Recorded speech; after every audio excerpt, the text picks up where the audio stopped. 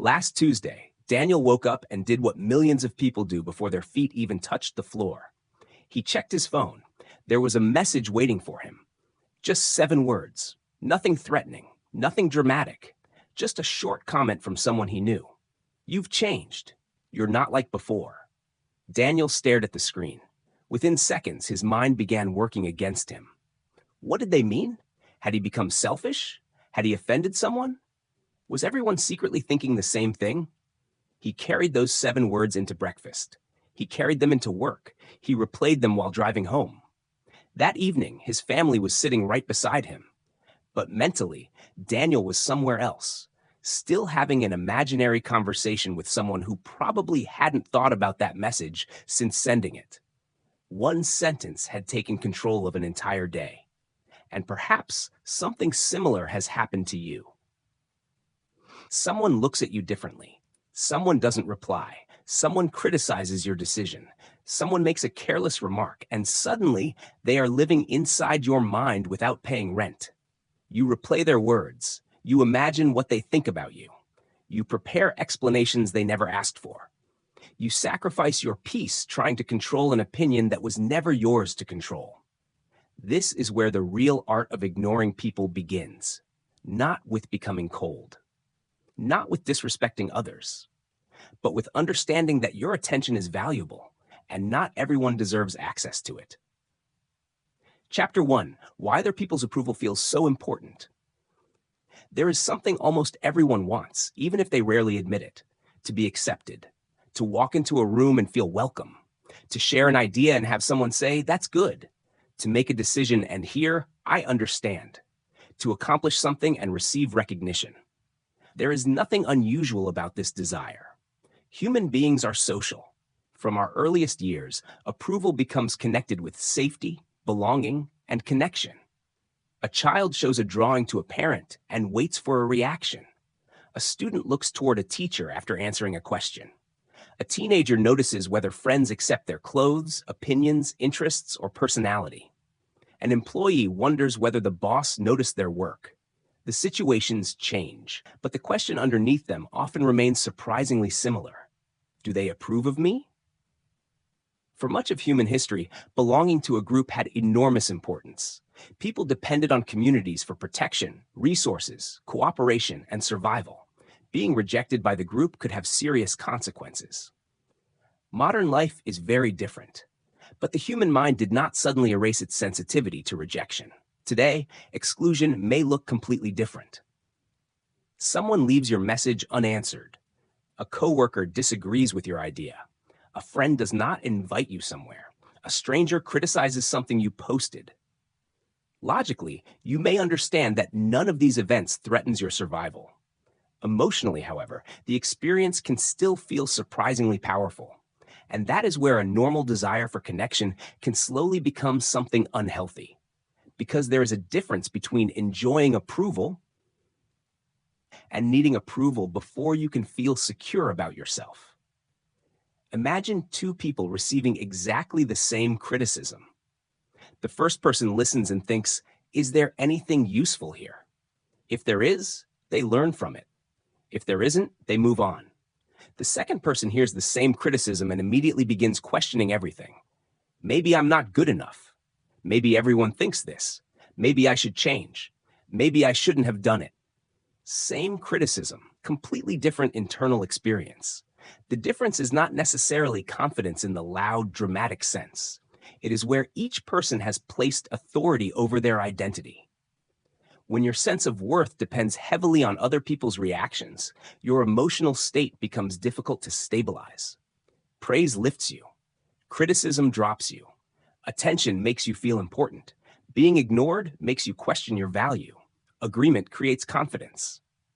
Disagreement creates doubt. Without realizing it, you have handed other people a remote control for your emotional life.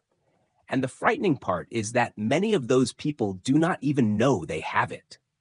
A stranger writes one negative comment and continues with their day. You think about it for 6 hours. Someone makes an impatient remark during a bad morning. They forget about it. You remember it for 3 weeks. A relative questions one of your choices. You spend months wondering whether you made a mistake. Their words lasted seconds.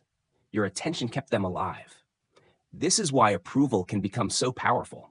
It is not only what people say, it is what your mind continues doing with what they said. The approval trap. Approval feels good. That is precisely why it can become dangerous when you depend on it. Imagine you do something and people praise you. Naturally, you enjoy it, so you do more things that receive praise. There is nothing necessarily wrong with that, but slowly another question can begin influencing your choices. Instead of asking, "Is this right for me?" you begin asking, "What will people think?" Instead of, "Do I believe this?" you ask, "Will people agree with me?" Instead of, "Is this the life I want?" you ask, "Will this make me look successful?" The shift can happen so gradually that you barely notice it. One day, you realize you are making decisions for an invisible audience. You choose what sounds impressive. You avoid things that might attract criticism. You soften your opinions. You agree when you want to disagree.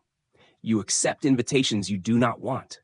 You remain in situations you have outgrown because leaving might disappoint someone. Eventually, you become skilled at keeping everyone comfortable except yourself. The impossible job of pleasing everyone. Consider something simple. Imagine you become quieter. One person says, "You've become so mature." Another says, "You've become boring." So you decide to speak more. Someone says, "I love your confidence." Another says, "You always need attention."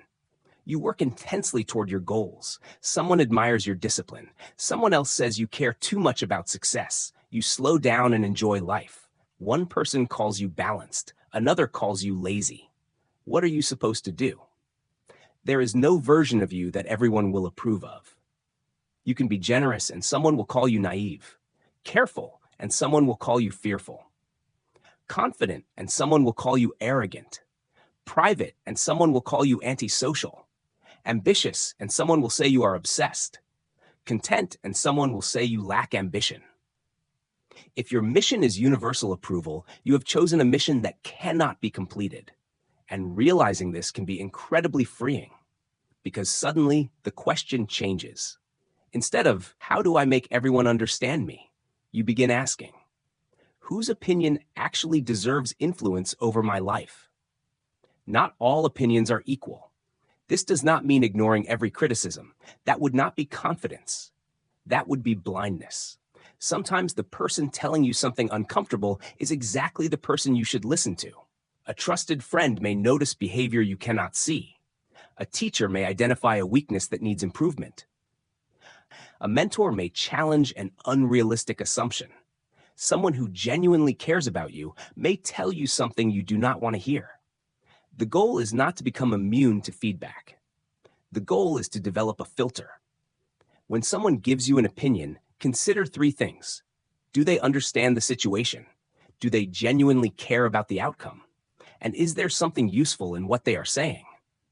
If the answer is yes, listen carefully. But imagine accepting financial advice from someone who knows nothing about finance. Career advice from someone who knows nothing about your career. Relationship advice from someone who understands almost nothing about your relationship. Life advice from a stranger who has seen 30 seconds of your life. Why should all of these voices receive equal authority? They shouldn't. Listening to everyone does not make you wise. Knowing who deserves to be heard does. Social media made approval visible. There was once a time when you could live most of your day without knowing how hundreds of strangers reacted to you. Now approval can appear as a number, views, likes, comments, followers, shares. Suddenly, something deeply human, our desire to belong, has become measurable. And whenever something becomes measurable, comparison becomes easy. You post something. Instead of asking whether you enjoyed creating it, you check how people responded. You see someone else's achievement and compare it with your own life. But you are often comparing your ordinary Tuesday afternoon with the most carefully selected moment from someone else's month. Their achievement is visible. Their insecurity isn't. Their vacation is visible. Their stress isn't. Their success is visible. The years of uncertainty behind it may not be. When you forget this, Other people's highlights can begin making your normal life feel inadequate. The negative comment. You cannot forget. There is another strange pattern in human attention. Imagine receiving 20 compliments and one criticism. Which one do you remember before going to sleep? Often, the criticism. You may even know intellectually that the 20 positive comments should matter more. Yet your mind returns to the one negative sentence. Why? Because the mind pays attention to potential problems. A criticism can feel like something that needs to be solved. So you inspect it, replay it, analyze it, and sometimes exaggerate it. One person's opinion becomes, everyone probably thinks this. One awkward moment becomes, I always embarrass myself. One rejection becomes, I'm never going to succeed. This is where awareness becomes important. A thought appearing in your mind does not automatically make that thought accurate. And one person's judgment does not become reality simply because it hurts. Stop asking for permission. At some point, growing emotionally stronger requires accepting an uncomfortable truth. Some people will misunderstand you. Some will dislike your choices. Some will disagree with you even when you explain yourself perfectly. And occasionally, someone may dislike you for reasons you cannot fix. You cannot spend your entire life investigating every opinion. There are things you want to learn, people you want to love, responsibilities you need to fulfill, goals you want to pursue, experiences you have not yet had.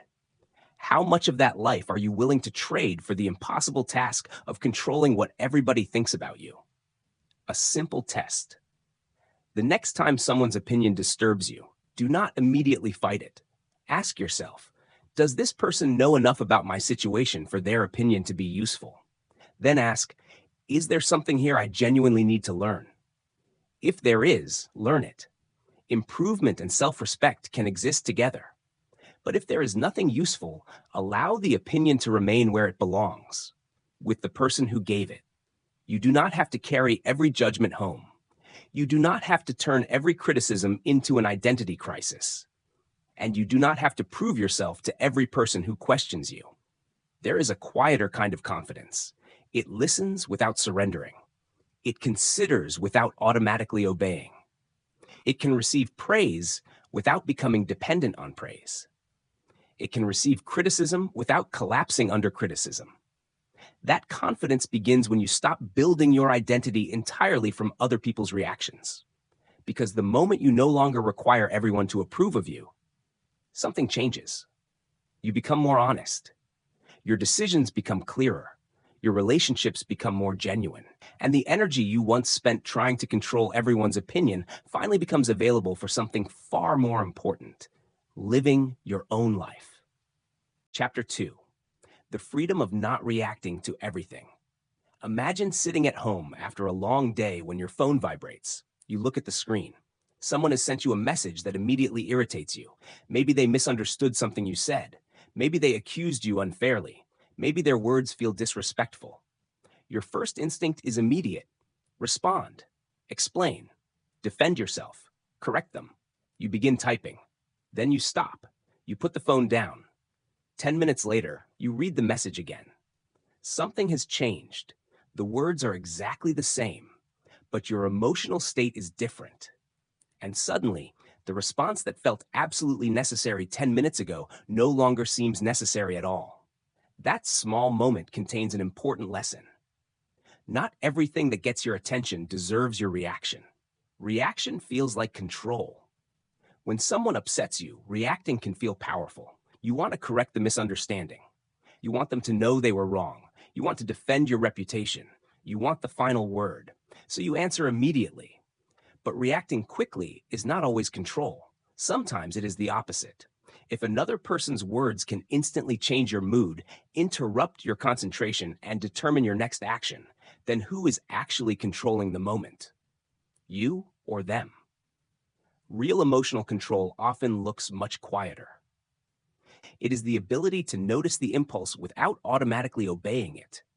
Create a gap between trigger and response. Suppose a coworker makes a rude comment during a meeting. Your first thought may be, who do they think they are? Your body reacts before you have even decided what the comment means. You feel heat, tension, anger. And now you have two choices. You can react from that first emotional wave, or you can create a small gap. Take a breath. Listen carefully. Ask yourself, does this require a response right now? Sometimes it does. If someone crosses an important boundary, you may need to speak clearly. But sometimes the strongest response is simply refusing to turn one careless comment into an unnecessary conflict. Silence is not always weakness. Many people are uncomfortable with silence because they believe silence means losing. If someone criticizes you and you say nothing, perhaps they won. If someone insults you and you walk away, perhaps you looked weak. If someone misunderstands you and you refuse to explain yourself, perhaps they will continue believing the wrong thing. But ask yourself, do you really need to correct every person who misunderstands you? Imagine spending 10 minutes explaining yourself to every person who forms an inaccurate opinion.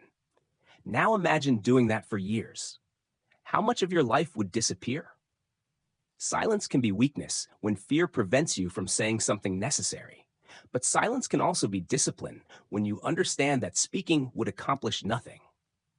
Some people are not looking for understanding. There is a major difference between a conversation and a fight disguised as a conversation. In a real conversation, both people are willing to listen. They may disagree. They may challenge each other. But information can still move in both directions. In an argument driven entirely by ego, the goal is different. The person may not want to understand you. They may simply want to defeat you. They interrupt, twist your words, ignore your explanations, move from one accusation to another. And you keep explaining because you believe that if you find the perfect sentence, they will finally understand. Sometimes they won't. Not because your explanation is poor, because understanding was never their objective. Recognizing this can save enormous amounts of emotional energy. Stop trying to win every argument. Imagine arguing online with a stranger. You write a careful response. They reply. You answer again. They respond with another point. 30 minutes pass, then an hour. At some point, ask yourself, what exactly am I trying to achieve? Will this conversation improve your life? Will it change something meaningful? Is either person genuinely learning? Or are two people simply protecting their pride? Winning an argument and improving your life are not the same thing. You can be correct and still waste your afternoon. Your attention is the price of conflict. Every conflict has a cost. Not only time, attention. You can leave an argument physically while continuing it mentally. You replay what they said while eating, while working, while trying to sleep. You imagine better responses. You create conversations that never happened. The other person is no longer present, yet the conflict continues inside your mind. This is why ignoring something is not simply refusing to speak. Sometimes the real challenge is refusing to continue the conversation internally after it has already ended. Ask whether action is actually needed. When something bothers you, ask 3 questions. Does this affect something important? Is there a useful action I can take?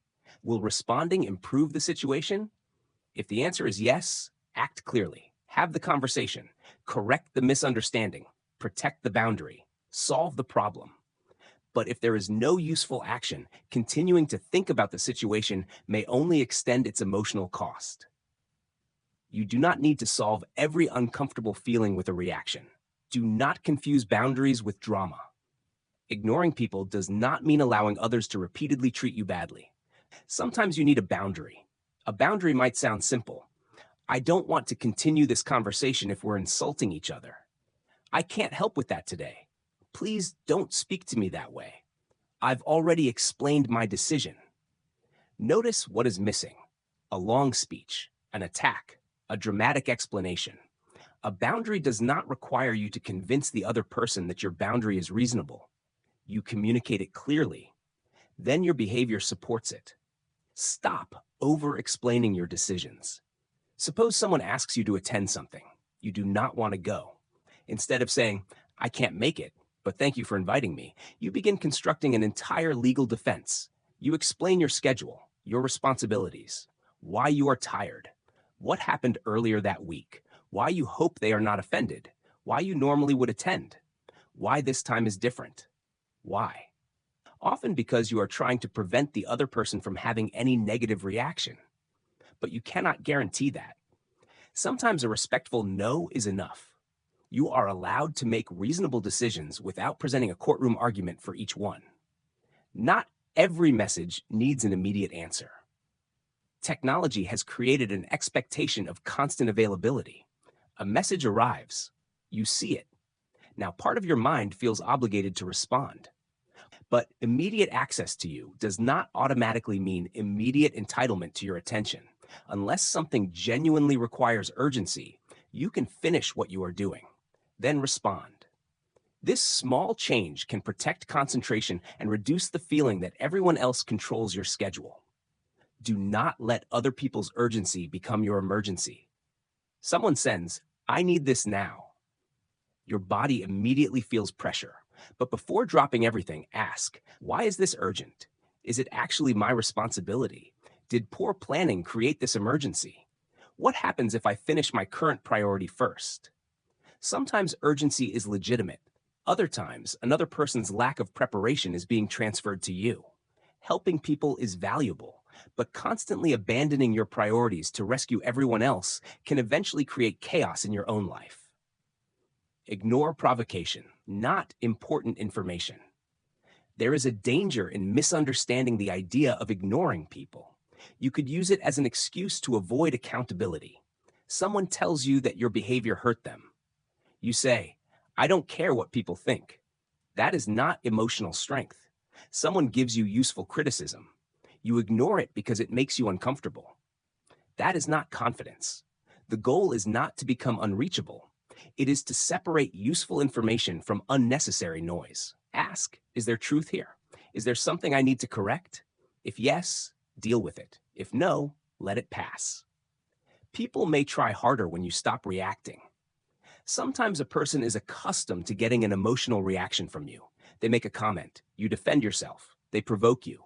You become angry. They criticize your decision. You explain for 20 minutes. Then one day you stop participating. You remain calm. You answer briefly. You refuse to argue. They may push harder at first. Why? Because the old pattern is no longer working. Do not mistake increased pressure for evidence that your new response is wrong. Sometimes people resist boundaries precisely because they benefited from you having none. Practice neutral responses. Not every uncomfortable interaction requires either total silence or confrontation. Sometimes a neutral response is enough. I understand. I'll think about it. We see this differently. That's your opinion. I've made my decision. These sentences do not invite unnecessary conflict. They also do not surrender your position. You acknowledge the conversation without handing it unlimited access to your energy. You do not need the last word. The desire for the final word can keep arguments alive long after they should have ended. You explain. They respond. You correct them. They answer again. At some point, someone must decide that peace is worth more than another sentence. Letting another person speak last does not make them correct. It simply means you stop participating.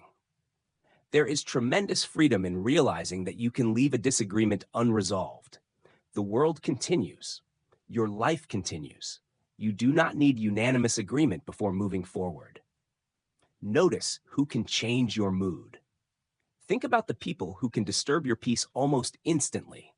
One message from them changes your entire afternoon. One comment makes you angry. One criticism sends you into hours of overthinking. Ask yourself why. Is there an unresolved issue? Are you seeking their approval? Do you feel obligated to prove something? Understanding why someone has emotional influence over you is often more useful than blaming them for having it. Practice delayed reaction. For the next week, when something non-urgent creates a strong emotional reaction, practice waiting. Not forever, just long enough for the first emotional wave to pass. 10 minutes, 30 minutes, an hour when appropriate. Then ask, do I still want to respond? If yes, what response would actually improve the situation? You may discover that many reactions you once considered necessary disappear when given time. Peace sometimes looks like walking away. There will be conversations you cannot fix, people you cannot convince. Misunderstandings you cannot completely control, opinions you cannot change, and situations where continuing to engage only creates more frustration. Walking away does not always mean you lost. Sometimes it means you finally understood the price of staying. Your peace is not protected by controlling everyone around you. It is protected by becoming more selective about what receives your attention. Respond when something matters. Speak when a boundary needs protection. Listen when feedback contains truth. Correct yourself when you are wrong. But when someone is only provoking you, when the argument is going nowhere, when another explanation will change nothing, when the problem exists only because you continue feeding it attention, allow yourself to stop. Not every battle deserves your voice. Not every opinion deserves your defense. Not every message deserves an immediate response. And not every person who knocks on the door of your mind deserves to be invited inside. Chapter 3. Stop explaining yourself to everyone. There is a habit that can quietly steal enormous amounts of your energy. You make a decision, someone questions it, and immediately you feel the need to explain. You explain why you changed your plans, why you chose that career, why you stopped talking to someone, why you need more time alone, why you said no, why you are doing something differently. At first, you believe you are simply helping people understand, but sometimes you are doing something deeper. You are asking for permission. You are hoping that if your explanation is good enough, the other person will approve of your decision. And when they still disagree, you explain even more. This is where explanation becomes exhaustion. You cannot make everyone understand you. Imagine telling someone about an important decision you have spent months considering. You know the circumstances. You know what happened privately. You know what you tried. You know what the decision cost you. They know perhaps 5% of the story. Yet after hearing 2 minutes of explanation, they say, "I think you're making a mistake." Suddenly, you feel defensive. You begin adding details. You tell them things you never intended to share. You keep explaining because you believe more information will produce understanding. But sometimes it will not. People interpret your choices through their own experiences, their own fears, their own values, their own expectations. You can explain yourself perfectly and still be misunderstood. Accepting that is uncomfortable, but it is also freeing. Over-explaining often comes from fear. Ask yourself why you sometimes give long explanations for simple decisions. Maybe you fear appearing selfish, difficult, unkind, unsuccessful, unreasonable. So instead of simply saying, "No, I can't do that," you say, "I really wish I could, but this week has been incredibly busy, and I have this responsibility tomorrow, and I haven't been sleeping well, and maybe next time." The explanation keeps growing. You are trying to eliminate every possible reason the other person might judge you, but you cannot control their interpretation. Sometimes a respectful answer is enough. "No, I won't be able to make it. Thank you for asking, but I can't help this time. I've decided to go in a different direction." Clear, respectful, complete. You do not need agreement to make a valid decision. Imagine deciding to leave a situation that has been draining you for years. Perhaps it is a job, a friendship, a project. You have thought carefully about it. Then someone says, "I would never do that." Notice the sentence, "They would never do it." That tells you something about them. It does not automatically tell you what you should do. Other people can provide perspective. They can notice risks you missed. They can offer valuable advice. But advice and authority are different things. You can listen seriously to someone's opinion without allowing them to make the final decision for you. Some people only know an old version of you. Growth can create an unusual problem. You change. But the people around you may continue interacting with the person you used to be. Maybe you once said yes to everything. Now you are setting boundaries. Maybe you once stayed quiet during disagreements. Now you speak more clearly. Maybe you once participated in gossip. Now you walk away from those conversations. Maybe you once spent money carelessly. Now you are more disciplined. People may say, "You've changed." Sometimes they mean it as criticism. But change is not automatically a problem. If you are improving something that needed improvement, remaining exactly the same would be the real problem. You do not have to remain loyal to an outdated version of yourself simply because other people became comfortable with it. Let your actions explain you. Suppose someone doubts your plan. You could spend hours convincing them. Or you could quietly work, learn, improve, build. Let time provide information that arguments cannot. This does not guarantee they will eventually agree with you. That is not the point. The point is that your energy is better spent creating the result than defending the possibility of the result. If you want to become more disciplined, practice discipline. If you want to improve financially, improve your habits. If you want to build something meaningful, work on it. Constantly announcing and defending your intentions can become a substitute for actually executing them. Not every accusation deserves a defense. Someone says, "You only care about yourself." Your instinct may be to immediately prove otherwise. You list everything you have done for them, every sacrifice, every favor, every time you helped. But before defending yourself, ask, is this accusation accurate? If it is, perhaps there is something to examine. If it is not, does this person genuinely want clarification? Sometimes an accusation is not an invitation to understanding. It is an emotional reaction. You can respond calmly, "I don't agree with that," and stop. You do not have to turn every inaccurate statement into a trial where you are both defendant and lawyer. Be careful with people who demand endless justification. Healthy people may ask questions. They may disagree, but they can usually accept that you are allowed to make decisions they would not personally make. Unhealthy dynamics can look different. You explain. They reject the explanation. You explain again. They introduce another accusation. You answer that. Then another appears. The conversation never reaches resolution because the standard keeps moving. Eventually, recognize the pattern. If no explanation is ever enough, the problem may not be the quality of your explanation. Privacy is not dishonesty. You are not required to tell everyone everything. Some decisions involve personal information, family issues, finances, relationships, private struggles, future plans. You can be honest without giving every person complete access to your life.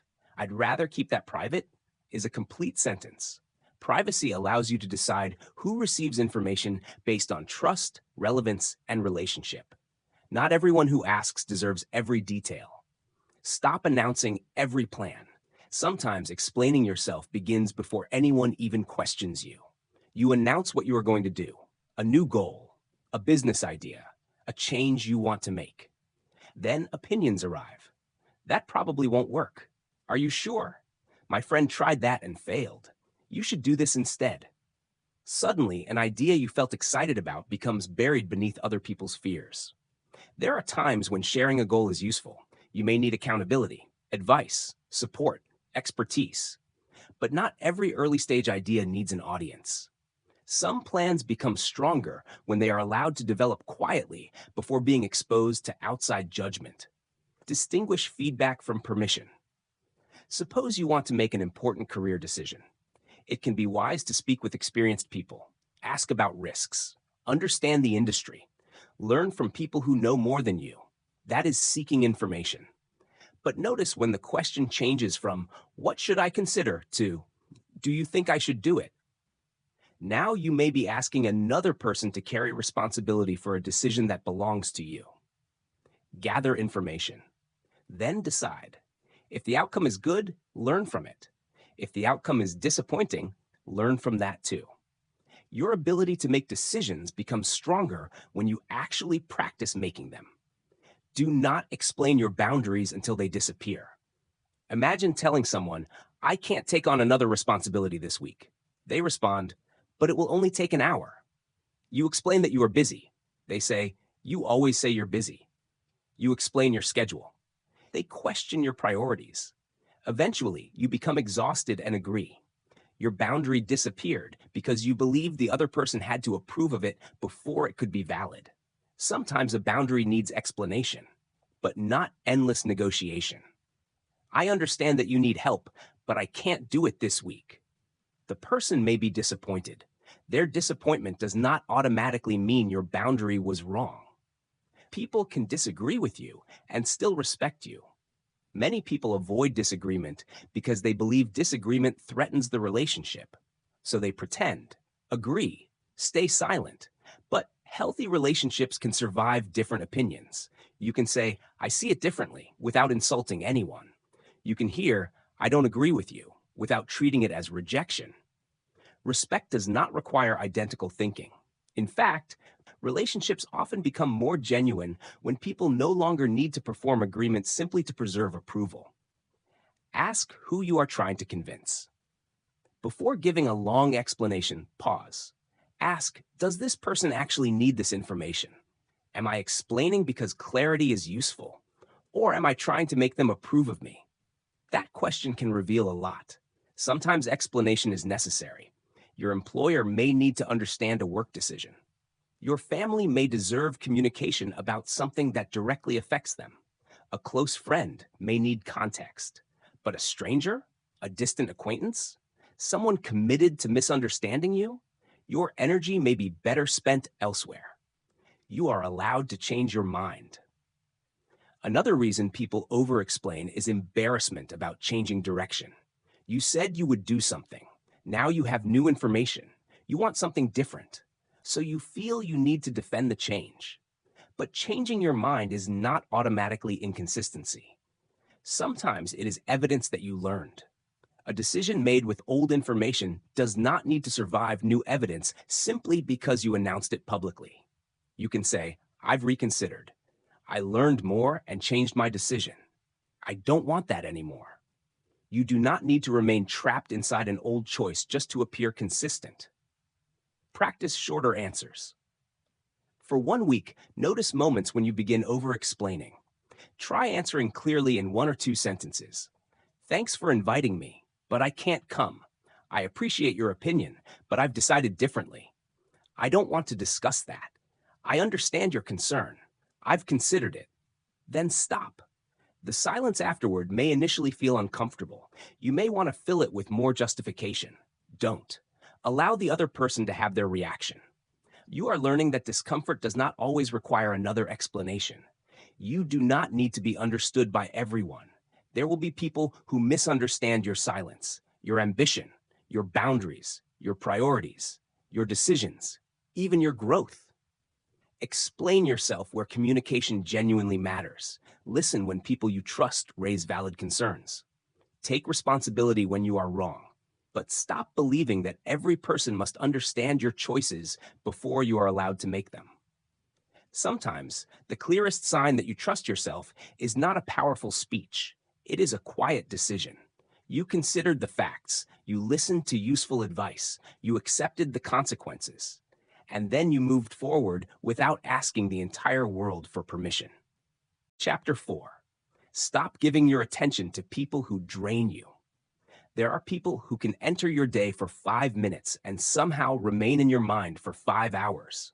They may complain about everything, turn every conversation into conflict, constantly criticize other people, create problems, then expect you to solve them, or repeatedly pull you into situations you never wanted to be part of.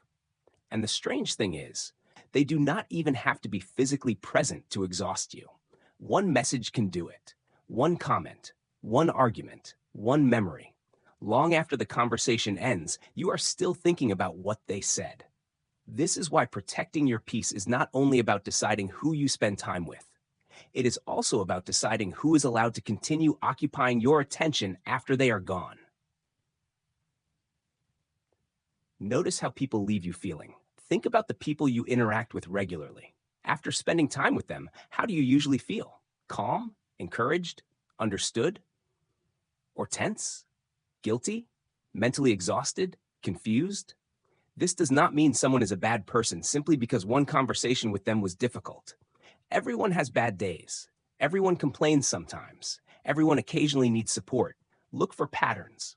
If almost every interaction leaves you emotionally drained, there may be something in that relationship that deserves attention.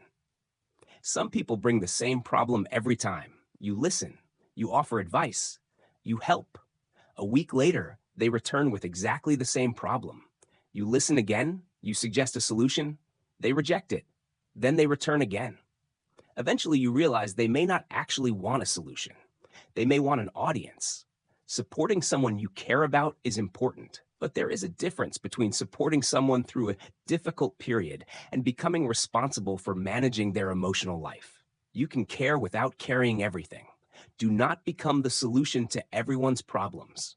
Some people become known as the reliable one, the person everyone calls. Need help?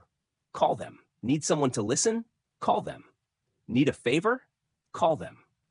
At first, being needed can feel meaningful, but if you never create limits, responsibility begins expanding.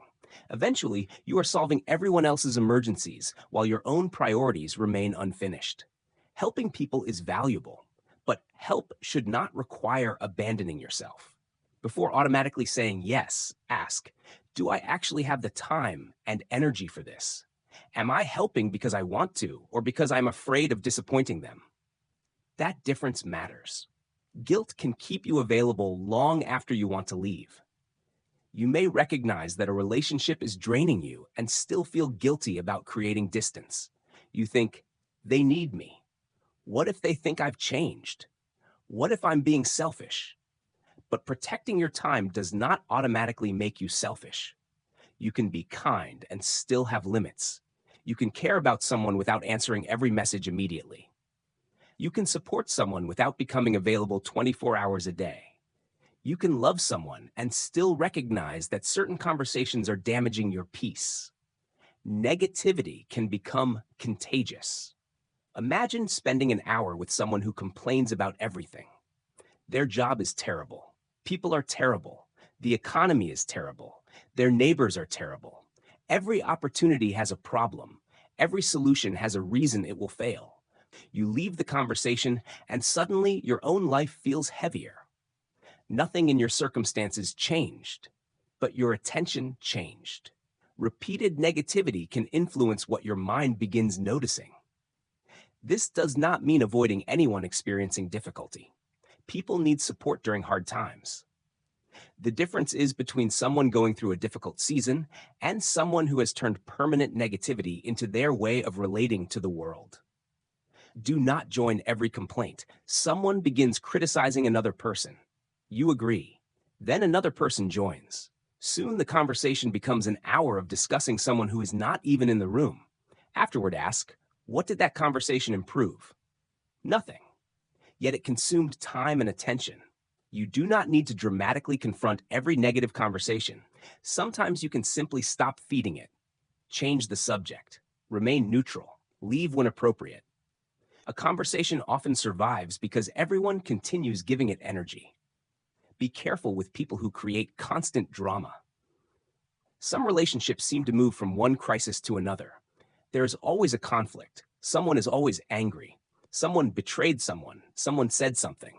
Someone needs you to choose a side. You may become so accustomed to the chaos that peace starts feeling strange.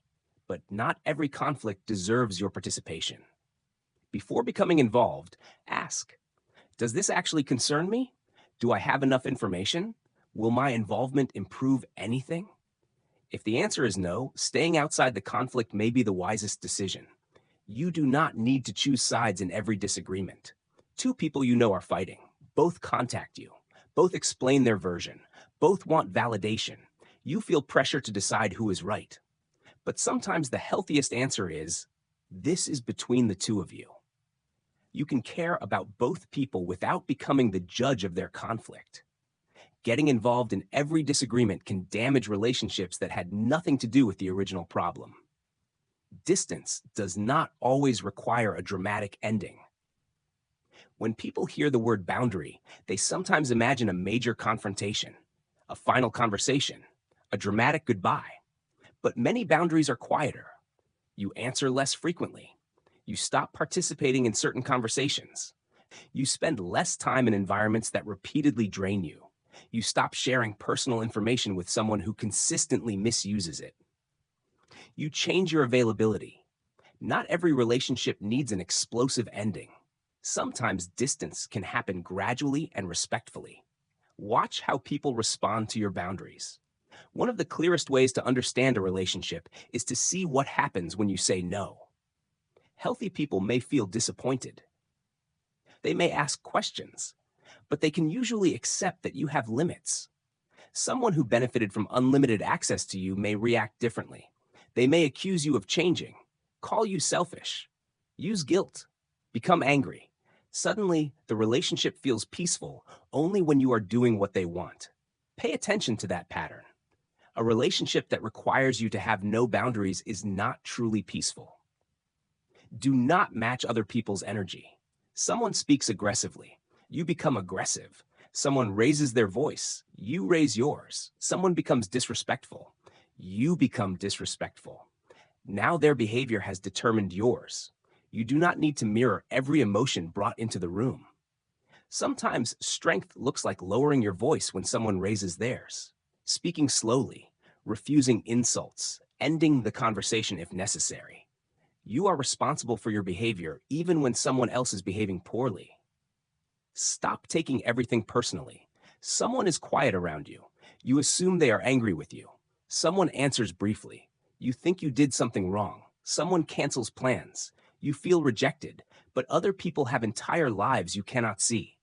They may be tired, busy, distracted, worried, dealing with something privately. Not every change in someone's behavior is about you. Before creating a painful explanation, ask, what else could be happening? Sometimes the answer has nothing to do with you. Do not try to rescue people who refuse responsibility. There is a difficult lesson in caring about others. You cannot change someone who refuses to participate in their own change. You can encourage, support, offer information, help when appropriate, but you cannot make another person become responsible. If someone repeatedly makes the same destructive choices and expects you to repair every consequence, your help may eventually become part of the pattern. Sometimes caring means allowing people to experience the results of their own decisions. Protect your private information. Not everyone needs to know your problems, your goals, your finances, your relationships, your next move. Some people listen because they care. Others listen because they enjoy having information. Pay attention to what happens after you share something personal. Is it respected? Does it remain private? Is it later used against you? Trust should be based on patterns, not simply familiarity. Knowing someone for a long time does not automatically mean they deserve unlimited access to your private life. Stop chasing people who keep pulling away. You message. They barely respond. You invite them. They repeatedly decline. You make all the effort. You begin wondering, what did I do wrong? Maybe something happened.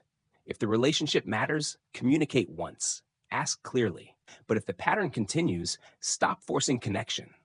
Relationships require participation from both sides. You should not have to constantly convince someone to remain interested in your presence.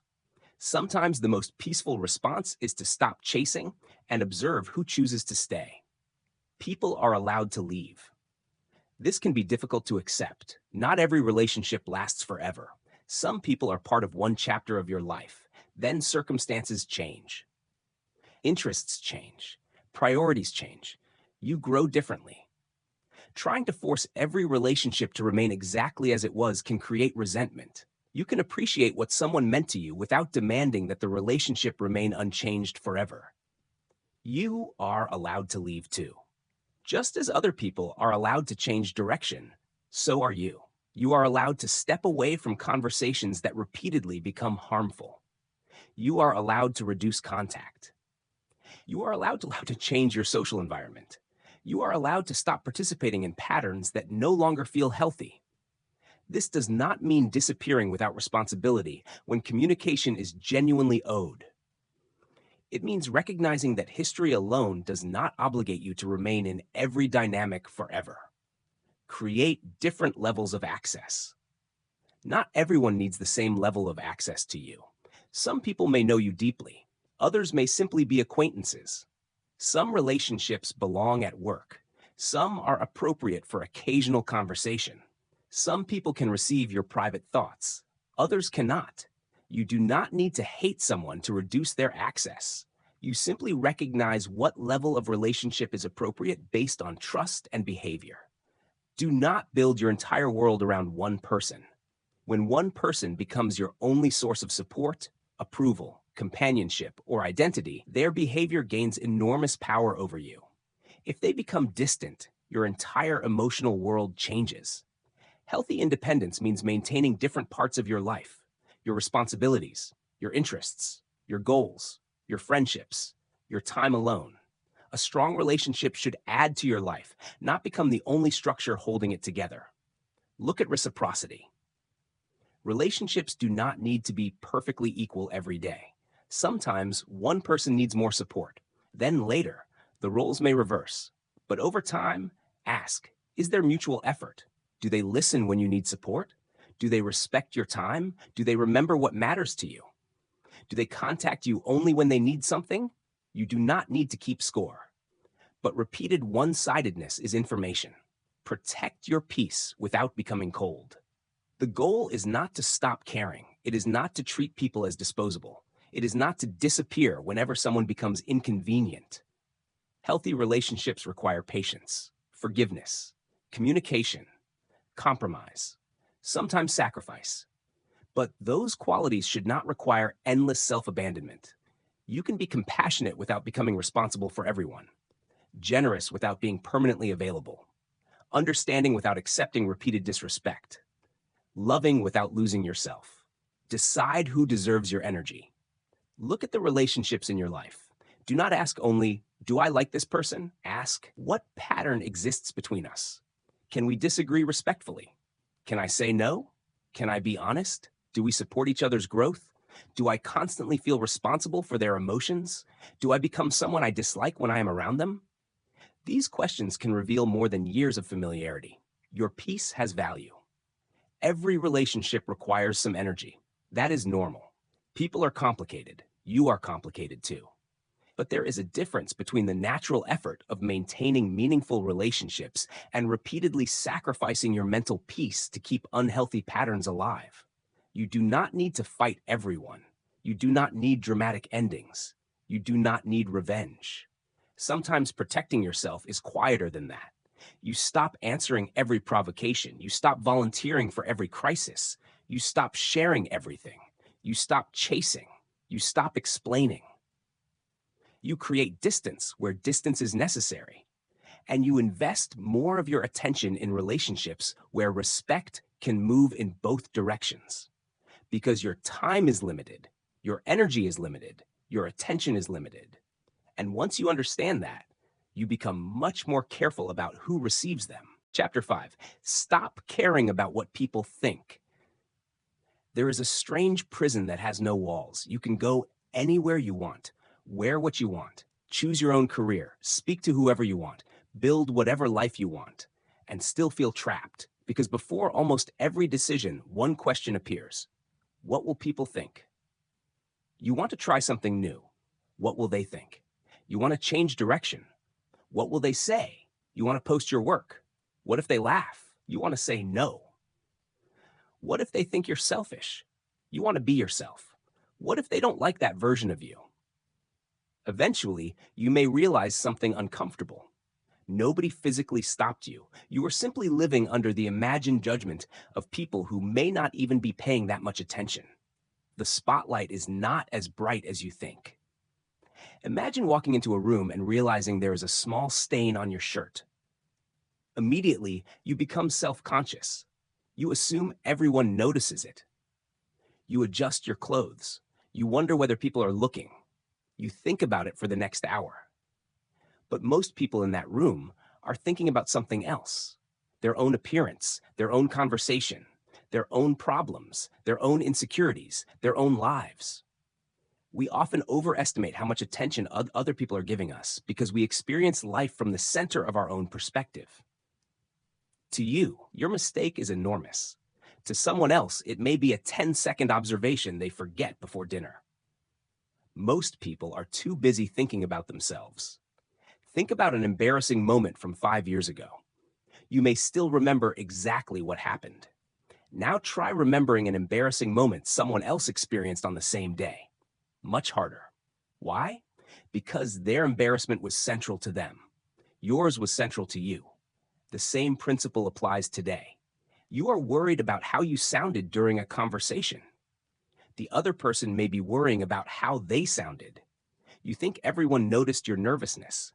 Someone else is wondering whether everyone noticed theirs. You imagine an audience studying your every move, but much of that audience is busy imagining an audience of their own. Fear of judgment can make your life smaller. Suppose you want to learn something new.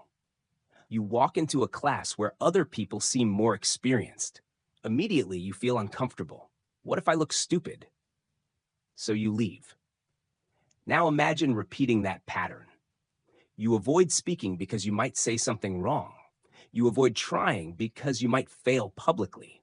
You avoid asking questions because someone might think you should already know the answer. You avoid creating because someone might criticize what you make. Every time you avoid the situation, you protect yourself from temporary embarrassment, but you also lose an opportunity to become better. If you refuse to look inexperienced, you make it very difficult to become experienced. Someone will always have an opinion. You work hard. Someone says you're obsessed. You rest. Someone's you're lazy. You save money. Someone says you never enjoy life. You spend money on something meaningful to you. Someone says you're wasting money. You speak confidently. Someone calls you arrogant. You stay quiet. Someone calls you insecure. There is no perfect behavior that protects you from all judgment. So the goal cannot be avoiding judgment. The better goal is learning which judgments deserve your attention. Ask whose opinion you are afraid of. When you catch yourself thinking, what will people think? Make the question more specific. Which people? Your parents, friends, coworkers, strangers online, someone you barely know. Now ask, why does their opinion matter? Sometimes there is a good reason. Perhaps their decision directly affects your life. Perhaps they know something you do not. Perhaps you trust their judgment. But sometimes you discover that you are afraid of criticism from people whose advice you would never intentionally seek. That is worth noticing. Why allow someone to influence your decision when you would not ask them how to make that decision? Do not build your life for an audience. It is possible to make choices that look successful while feeling completely disconnected from them. A career because it sounds impressive, possessions because they signal status, a lifestyle because it photographs well, goals because other people admire them. But when the audience disappears, you still have to live inside those choices.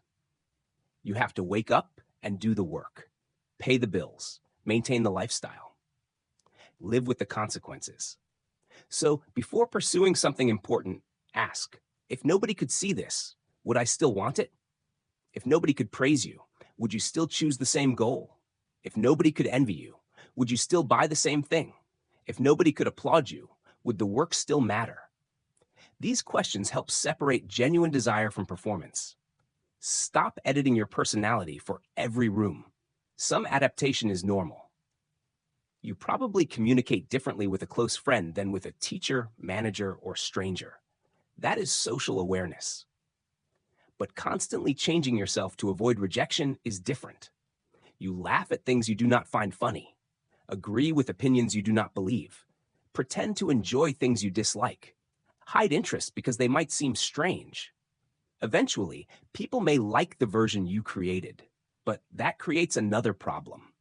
You begin wondering, would they still like me if they knew who I actually was? Approval gained through constant performance rarely feels secure. You can be respectful without being fake. Being yourself does not mean saying everything you think. It does not mean refusing compromise. It does not mean behaving carelessly and demanding that everyone accept it. Maturity still requires awareness, but there is a difference between respectful adjustment and abandoning yourself. You can disagree politely. You can have preferences without insulting other people's preferences. You can choose differently without declaring everyone else wrong. You do not need to become difficult in order to become authentic. Embarrassment is temporary. Think about something you avoided because you were afraid of looking foolish. Now imagine the worst realistic outcome. You ask a question and someone thinks it is obvious. You try a new activity and perform badly. You speak publicly and stumble over a sentence. You share an idea and someone rejects it. Then what?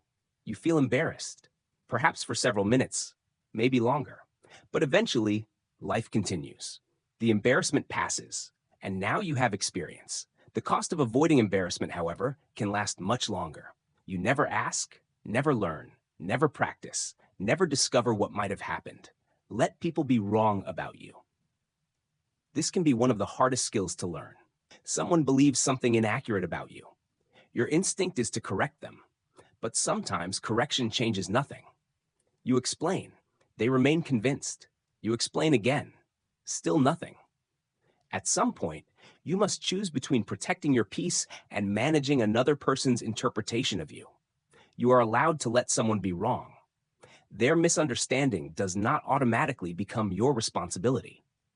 You cannot control the version of you that exists in someone else's mind. Think about how many different versions of you exist. To one person, you are quiet. To another, you talk constantly. One person thinks you are confident. Another remembers you during an insecure period. Someone knows you as generous. Someone else may remember the one time you disappointed them. Which version is the real you? None of them completely. Every person sees you through limited experiences. You cannot enter their mind and edit the picture. You can only take responsibility for your actual behavior. Do not let criticism become a command. Someone dislikes what you created. That does not automatically mean you should stop creating. Someone disagrees with your career choice. That does not automatically mean you should change it. Someone dislikes your boundary. That does not automatically mean the boundary is wrong. Criticism is information. Evaluate it. Does it contain truth? Is the person qualified to judge this area? Are several reliable people identifying the same issue? If yes, learn. If not, criticism can remain criticism. It does not need to become an instruction. Expect some people to dislike your growth.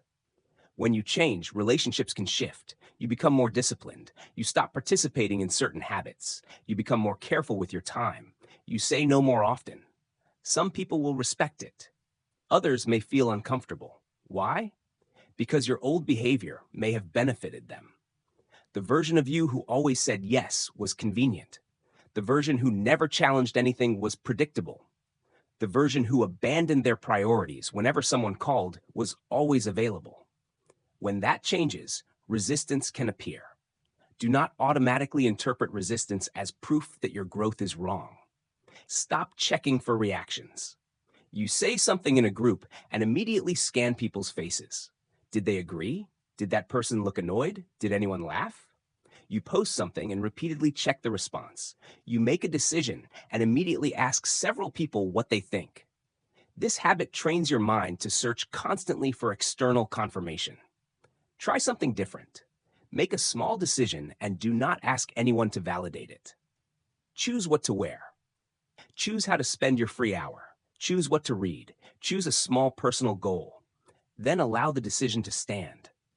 You are practicing trust in your own judgment. Rejection does not define your value. You will not be chosen every time. Someone may reject your application, your idea, your invitation, your friendship, your work. Rejection can hurt, but rejection is often more specific than your mind makes it. This opportunity did not choose me becomes, nobody wants me. One person's preference becomes a judgment of your entire worth. Do not make the conclusion larger than the evidence. A rejection is an outcome. Learn what you can from it, then continue. Practice being seen imperfectly. Do something small without trying to make it perfect. Ask the question, share the idea. Speak even if your sentence is not perfectly polished. Wear something because you like it. Try the activity you are still learning. Allow yourself to exist publicly without controlling every possible reaction. At first, this may feel uncomfortable. That discomfort is part of the practice. You are teaching your mind, I can be seen without controlling what everyone thinks.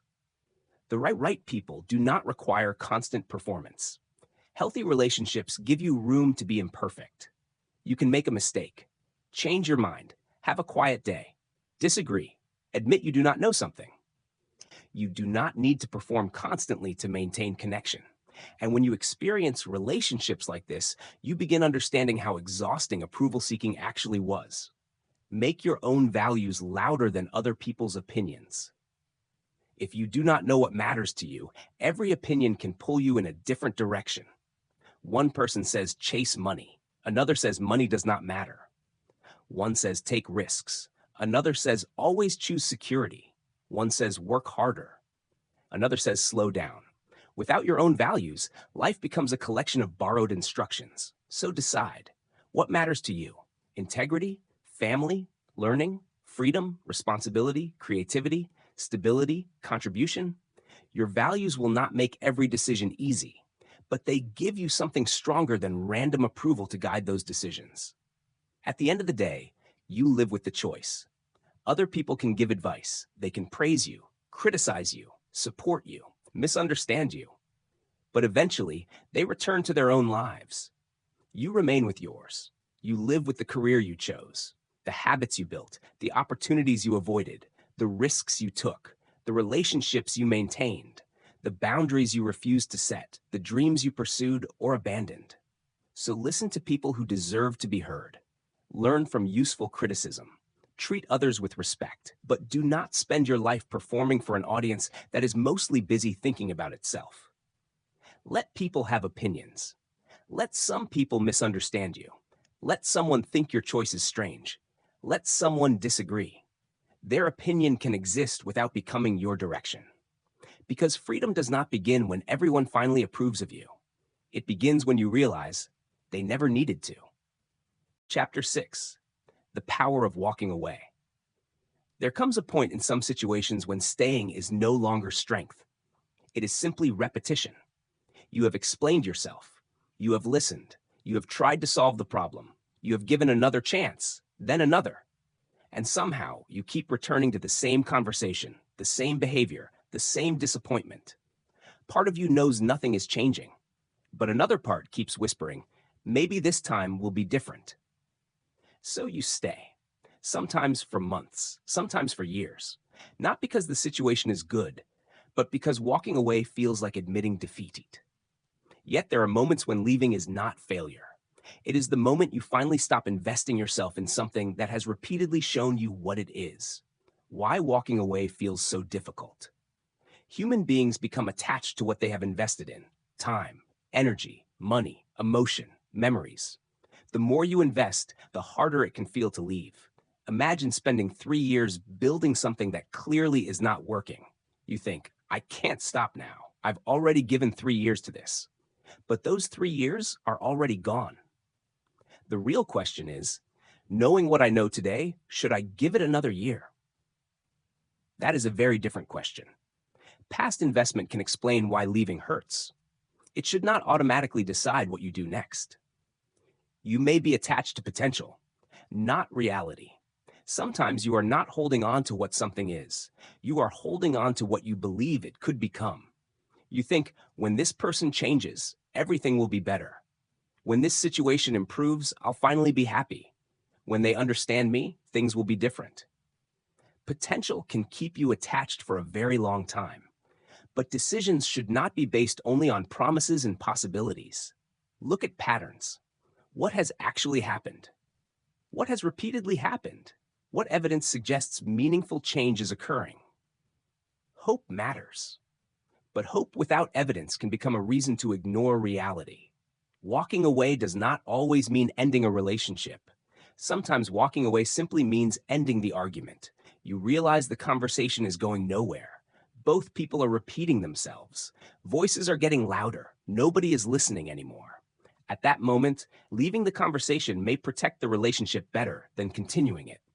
You can say, I don't think we're going to solve this while we're both frustrated. Let's talk later. Then step away. Walking away can be temporary. It can create enough distance for better thinking to return. Know when you are no longer having a conversation. A productive disagreement has movement. You learn something, clarify something, find common ground, or at least understand why you disagree. An unproductive argument goes in circles. You explain. They repeat the accusation. You clarify. They change the subject. You answer. They return to the beginning. Eventually ask, is anything new happening here? If not, continuing may simply be feeding conflict. You are allowed to end a conversation that has stopped being useful. Do not stay just to prove something. Sometimes pride keeps people in situations longer than necessary. You want to prove that you were right. Prove that you can make it work. Prove that they underestimated you. Prove that you are not someone who quits. But your life should not become a performance designed to defeat someone's opinion. If a goal still matters, continue because it matters. If a relationship can genuinely improve, work on it because it matters. But staying somewhere only to prove another person wrong gives that person enormous influence over your future. Walk away from the need to be right. There are arguments where being right changes nothing. You know what happened. They remember it differently.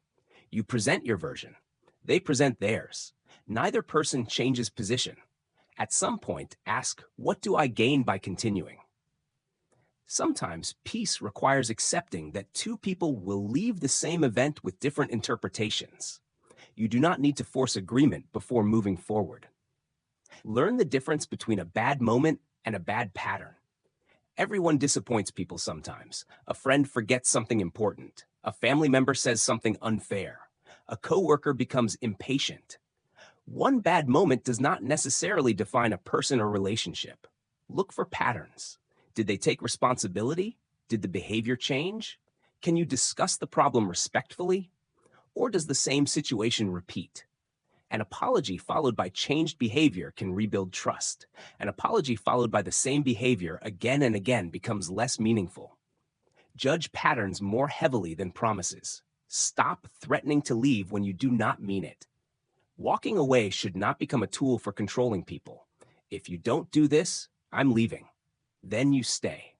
The threat returns during the next conflict. Eventually, your words lose meaning. If you set a boundary, make it realistic. Communicate it clearly, then follow through appropriately. Boundaries become powerful through consistency, not dramatic language. You can leave without hating anyone. One of the biggest misunderstandings about walking away is believing you need anger to do it. You don't. Sometimes nobody is evil. Two people simply want different things. A friendship changes. A professional opportunity no longer fits. A group no longer reflects your priorities. You can appreciate what something once gave you and still recognize that it no longer belongs in your future. Gratitude and departure can exist at the same time. Stop returning to closed doors. Sometimes life gives you an answer you do not want. Someone says no. An opportunity disappears. A relationship ends. A plan fails. Instead of accepting the information, you keep knocking again, again, again. Persistence can be valuable when there is a realistic path forward. But sometimes persistence becomes refusal to accept reality. Ask, am I still working toward a possibility, or am I refusing to accept an answer? There is courage in persistence. There is also courage in recognizing when your energy belongs somewhere else.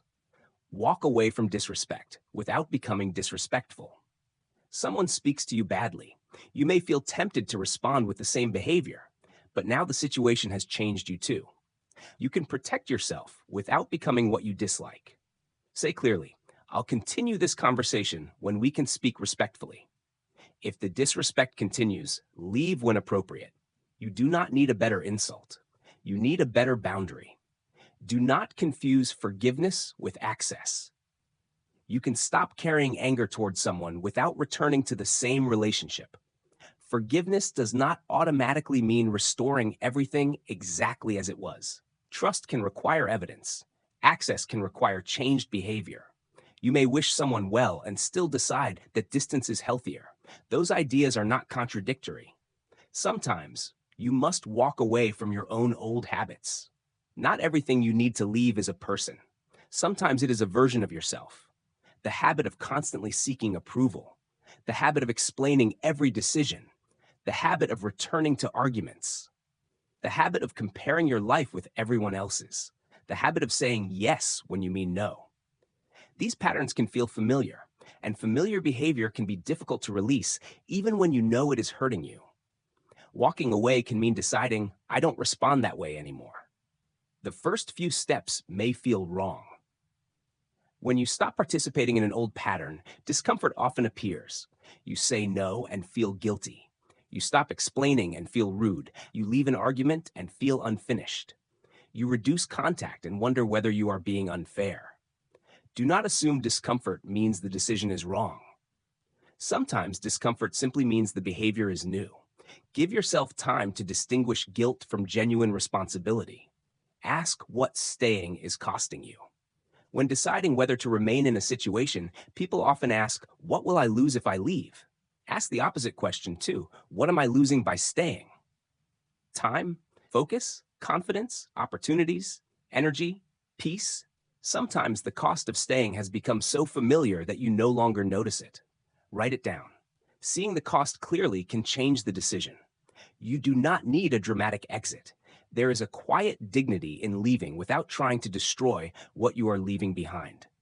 No revenge, no public performance, no need to convince everyone that you were right. You communicate what needs to be communicated. Handle your responsibilities, then move forward.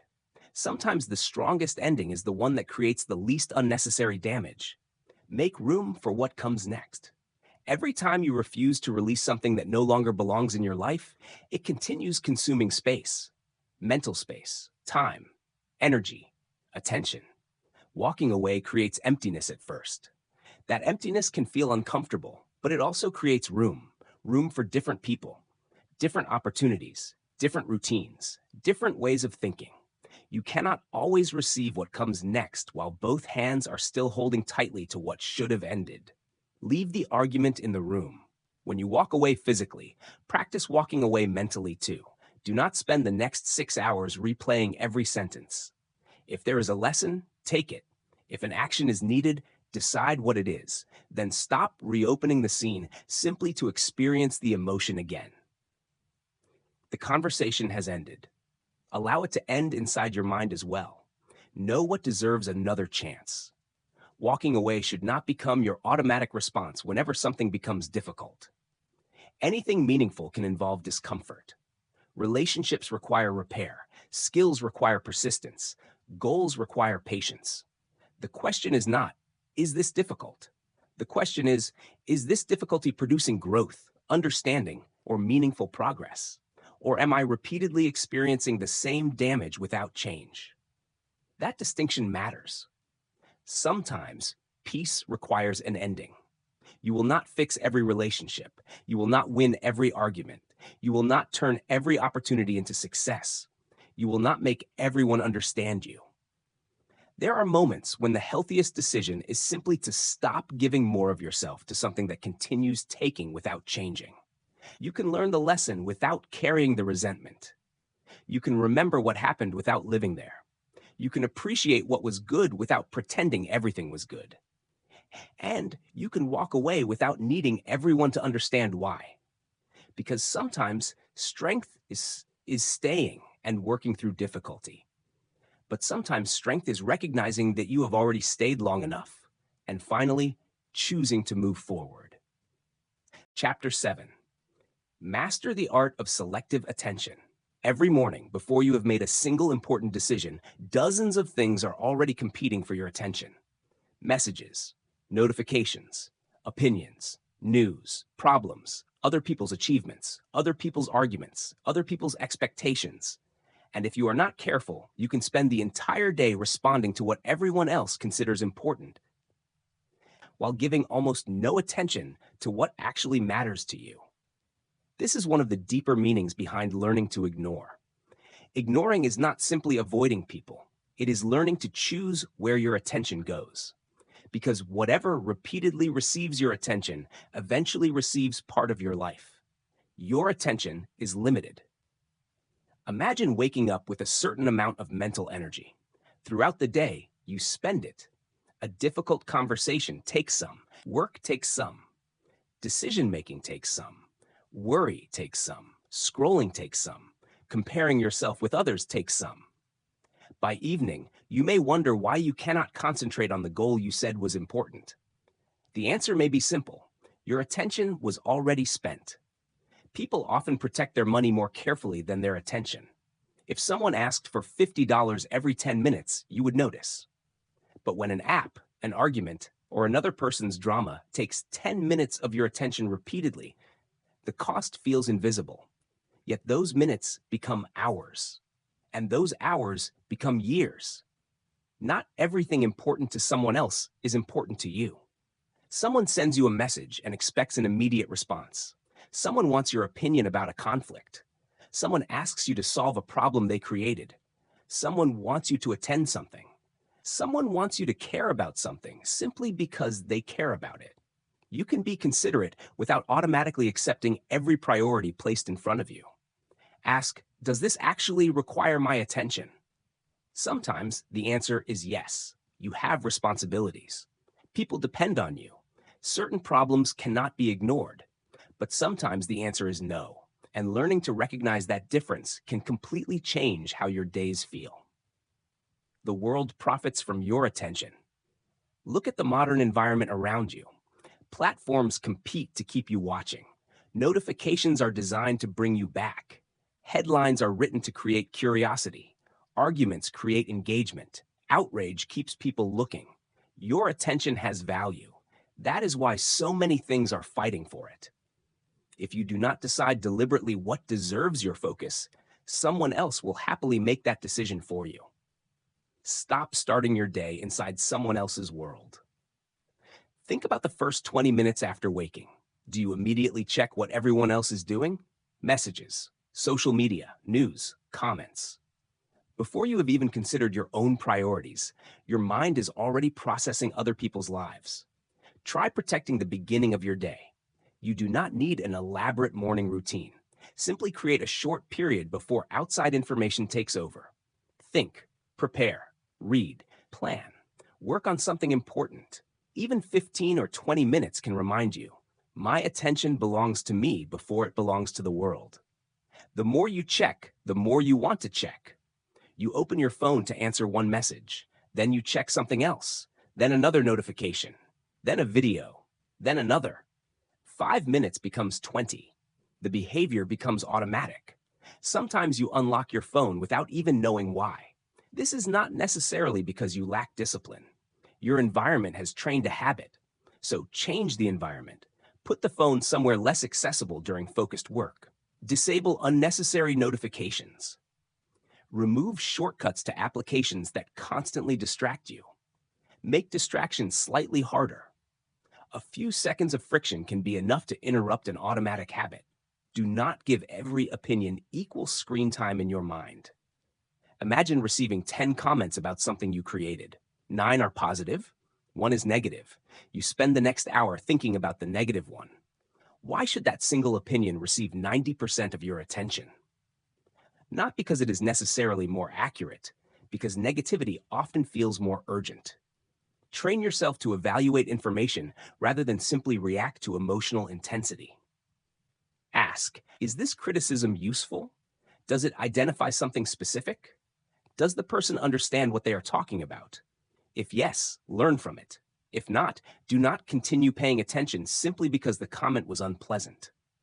Attention can keep old problems alive. An argument happened 3 months ago, but every few days you replay it. The event is over. The person is not present. Nothing new is happening.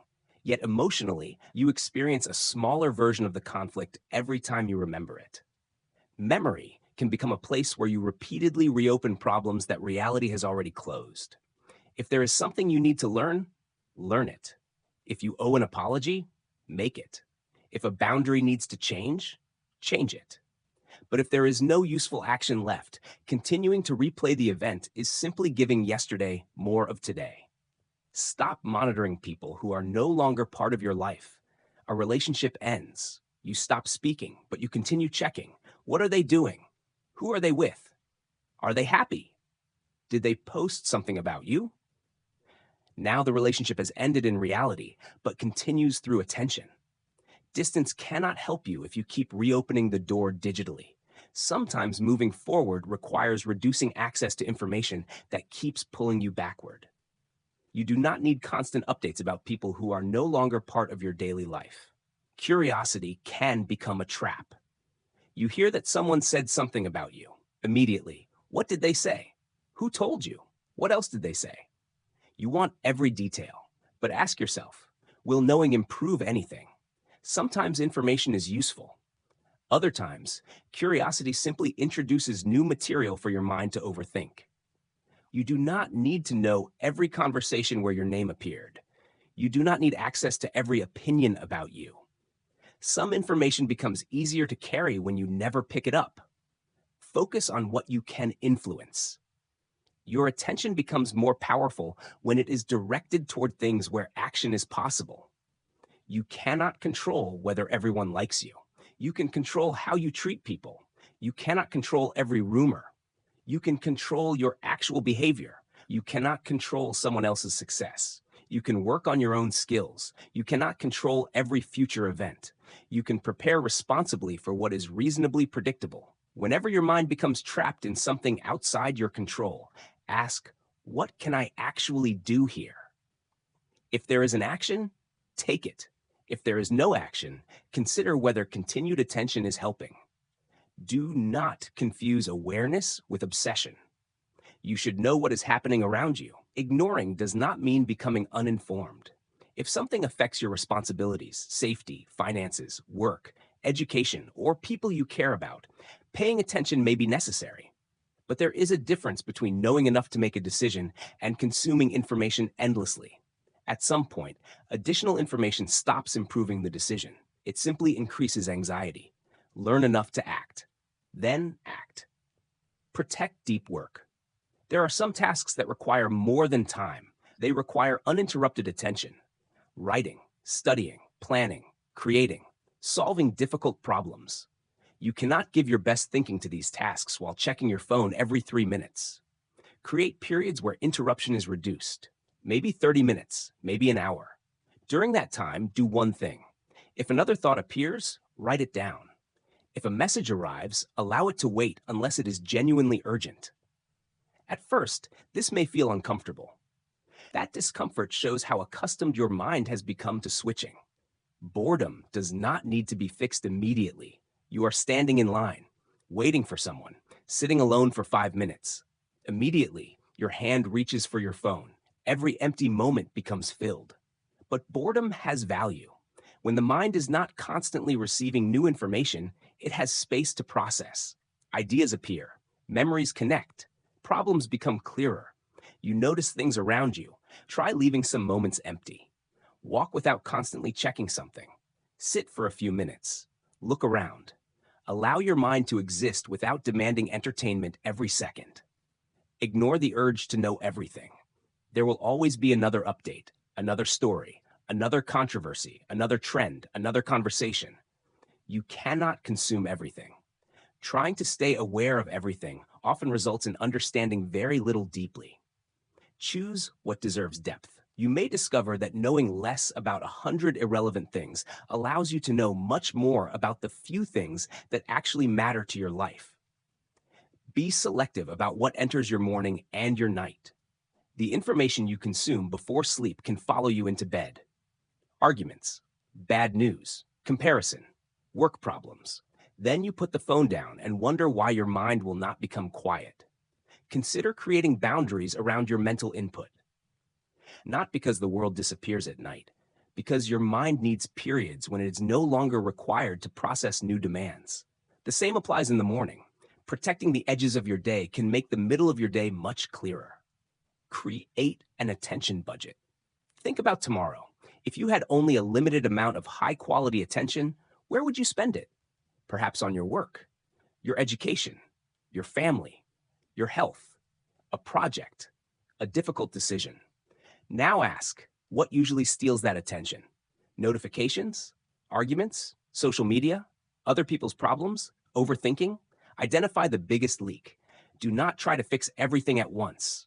Choose one. Reduce it. Then observe what becomes possible with the attention you recover. What you ignore can be as important as what you pursue. People often think success comes entirely from doing more. More work, more goals, more information, more opportunities. But progress also depends on what you refuse. The unnecessary argument you do not enter. the notification you do not check, the opinion you do not obsess over, the invitation you decline because you need time for something more important, the comparison you interrupt, the drama you allow to continue without you. Each refusal protects something: time, energy, focus, peace. Choose your mental priorities. At the beginning of each day, ask yourself, what deserves my attention today? Then choose a few things. When distractions appear, you now have something to return to. Without priorities, every interruption feels equally important. With priorities, you can ask, is this more important than what I already decided matters? Often the answer will be no. Your life follows your attention. Look at the last year of your life. What received most of your attention? Your goals? Your problems? Other people's opinions? Your fears? Learning? Comparison? Relationships? Work? Whatever received your attention repeatedly also received pieces of your time. And your time is your life in measurable form. You cannot recover yesterday's attention, but you can decide where tomorrow's goes. The art of ignoring is really the art of choosing. Ignoring is often described as something negative, as though you are simply turning away. But deliberate ignoring is also an act of selection. You ignore one thing because you have chosen something more important. You ignore meaningless criticism because you choose useful feedback. You ignore unnecessary drama because you choose peace. You ignore distraction because you choose focus. You ignore the pressure to impress everyone because you choose your own values. You ignore an argument that cannot be solved because you choose not to sacrifice another hour to it. That is not indifference. It is direction. Your attention cannot belong fully to everything. So decide what deserves it, and then have the discipline to let the rest pass. Chapter 8. Detached from other people's opinions. There is a moment almost everyone experiences. You make a decision that feels right. You have thought about it carefully. You know why you are doing it. Then someone looks at you and says, "Are you sure?" Just 2 words. But suddenly, the confidence you had 5 minutes ago begins to disappear. You start questioning yourself. Maybe they see something you don't. Maybe you're making a mistake. Maybe everyone else will think the same thing. And before long, you are no longer evaluating your decision based on facts. You are evaluating it based on someone else's reaction. This is how easily another person's opinion can become louder than your own judgment. People see your life through their own experience. Imagine telling 2 people that you want to change careers. The first person says, "That's exciting. You should explore it." The second says, "That's too risky. You should stay where you are." Same decision, 2 completely different opinions. Why? Because people rarely respond to your choices from a completely neutral position. They respond through their own experiences, their successes, their failures, their fears, their values, their relationship with uncertainty. Someone who once took a risk and benefited from it may encourage you. Someone who took a risk and suffered may warn you. Both may genuinely care about you, but neither person's experience automatically predicts yours. An opinion is not a fact. Someone says, "You'll never make money doing that." Fact? No. Prediction. Someone says, "You're making a terrible mistake." Possibly, but still an opinion until evidence supports it. Someone says, "You've become selfish." Again, interpretation. When opinions are delivered confidently, they can sound like facts. Learn to separate the two. Ask, what evidence supports this? What exactly does this person know? What information might they be missing? You do not need to reject their opinion. You simply need to place it in the correct category. The people closest to you can affect you the most. A stranger's criticism may bother you for 10 minutes. A parent's criticism can stay with you for years. Why? Because emotional importance gives opinions weight. When someone you love disapproves of your decision, it can feel much harder to ignore. You may think, if they don't support me, maybe I'm wrong. But love and agreement are not the same thing. Someone can love you deeply and still misunderstand your goal. They can care about your future and still give advice based on fear. You can respect their concern without automatically following their conclusion. Stop trying to change everyone's mind. Sometimes you make a decision and immediately begin campaigning for approval. You explain your reasoning. They disagree. So, you provide more evidence. They still disagree. Now the conversation becomes a mission. You need them to understand. You need them to admit your decision makes sense. But why? If you have listened carefully to their concerns, considered the useful information, and still believe your decision is appropriate, their agreement is not required. There is freedom in saying, I understand why you see it that way, and allowing the disagreement to remain. Some people will judge the result, not the process. Imagine taking a carefully considered risk. You research, prepare, understand the possible downside, then it fails. Someone says, I told you it wouldn't work. Now imagine making a careless decision that happens to succeed. The same person may praise you, but outcome alone does not always reveal decision quality. Sometimes responsible decisions produce disappointing results. Sometimes irresponsible decisions produce lucky results. So do not let every outside reaction become your measurement. Evaluate the process too. Did you think carefully? Did you consider the risks? Did you act responsibly with the information available? If yes, learn from the result without allowing height the entire decision. People may criticize what they do not understand. Suppose you begin spending your evenings learning a difficult skill. Someone says, why are you wasting so much time on that? To them, it looks unnecessary, but they may not understand the future you are building. People often evaluate your behavior using their goals.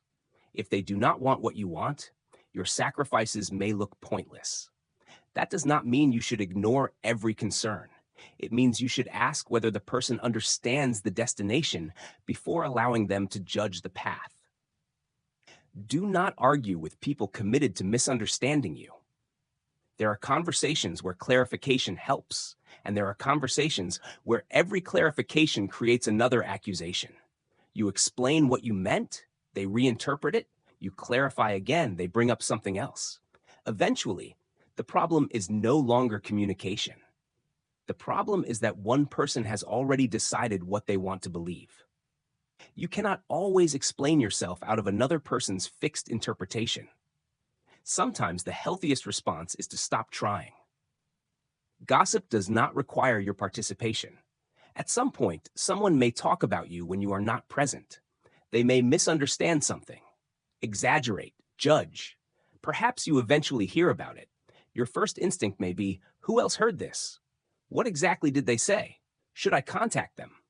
Sometimes a false claim may genuinely need correction, especially when it has meaningful consequences. But not every piece of gossip deserves a campaign.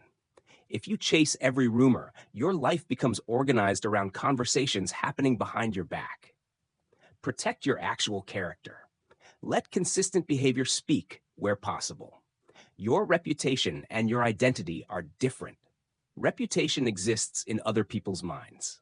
Identity is connected to how you actually live. You can influence your reputation through your behavior, but you cannot control it completely.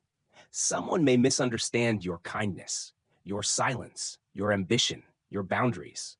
If you spend your entire life trying to control reputation, you may eventually sacrifice identity. Better to focus first on becoming someone whose behavior you respect. Let reputation follow as well as it can. Do not let praise control you either. It is easy to talk about ignoring criticism, but praise can control you too. Someone compliments something you do. It feels good, so you repeat it. More praise arrives.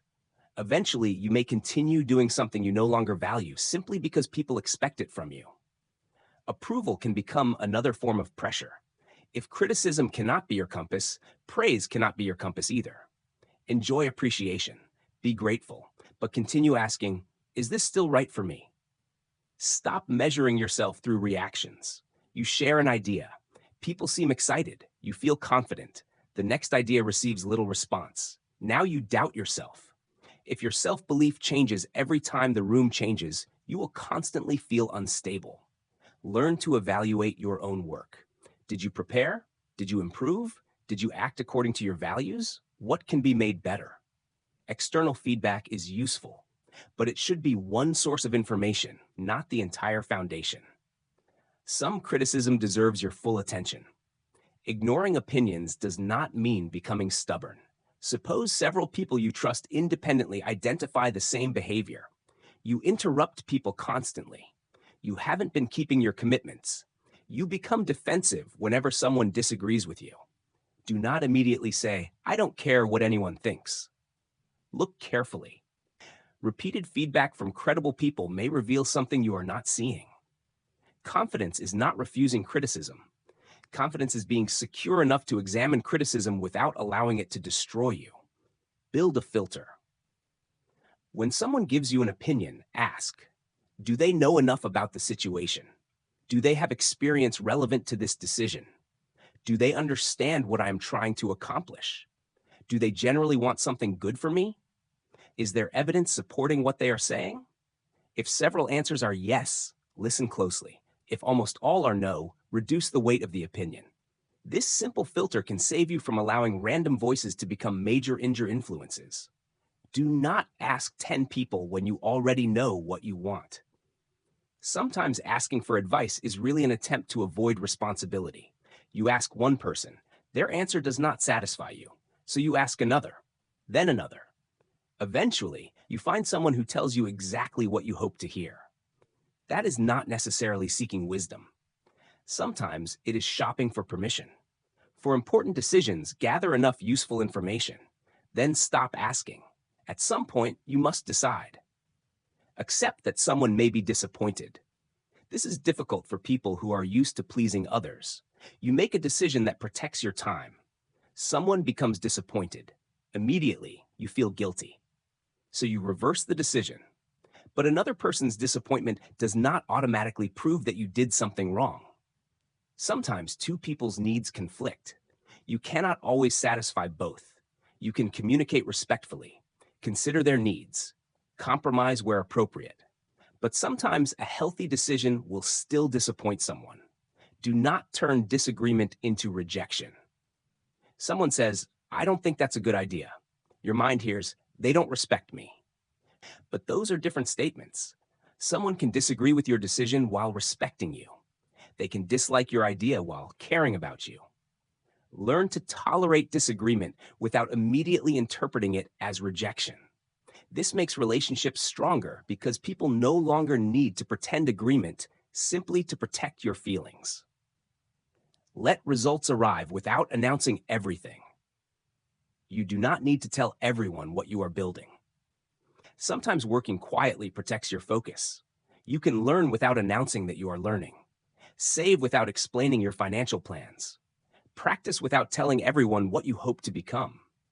Build before seeking applause. When fewer people know every detail, there are fewer opinions for your mind to process. Some goals need encouragement. Others need silence. The need to prove people wrong can still control you. Someone doubts you. You become determined to succeed just so they will regret what they said. At first, this feels motivating. But notice what happened. Your life is still being directed by their opinion. You are simply reacting in the opposite direction. Freedom is not, "I will prove you wrong." Freedom is, whether you believe in me or not does not determine what I need to do. Your goal should belong to you. Practice making small decisions without consulting everyone. If you are accustomed to seeking approval, independence can be practiced gradually. Choose a book without asking for recommendations. Choose how to spend an afternoon. Choose a small personal goal. Make the decision. Observe the result. Learn. You are strengthening your ability to trust your own judgment. This does not mean refusing advice. It means remembering that advice should support your thinking, not replace it. You will never control every version of yourself. Somewhere, someone may think you are wonderful. Someone else may find you difficult. Someone remembers your kindness. Someone remembers a mistake. Someone admires your confidence. Someone interprets it as arrogance. You cannot travel from mind to mind, correcting every version.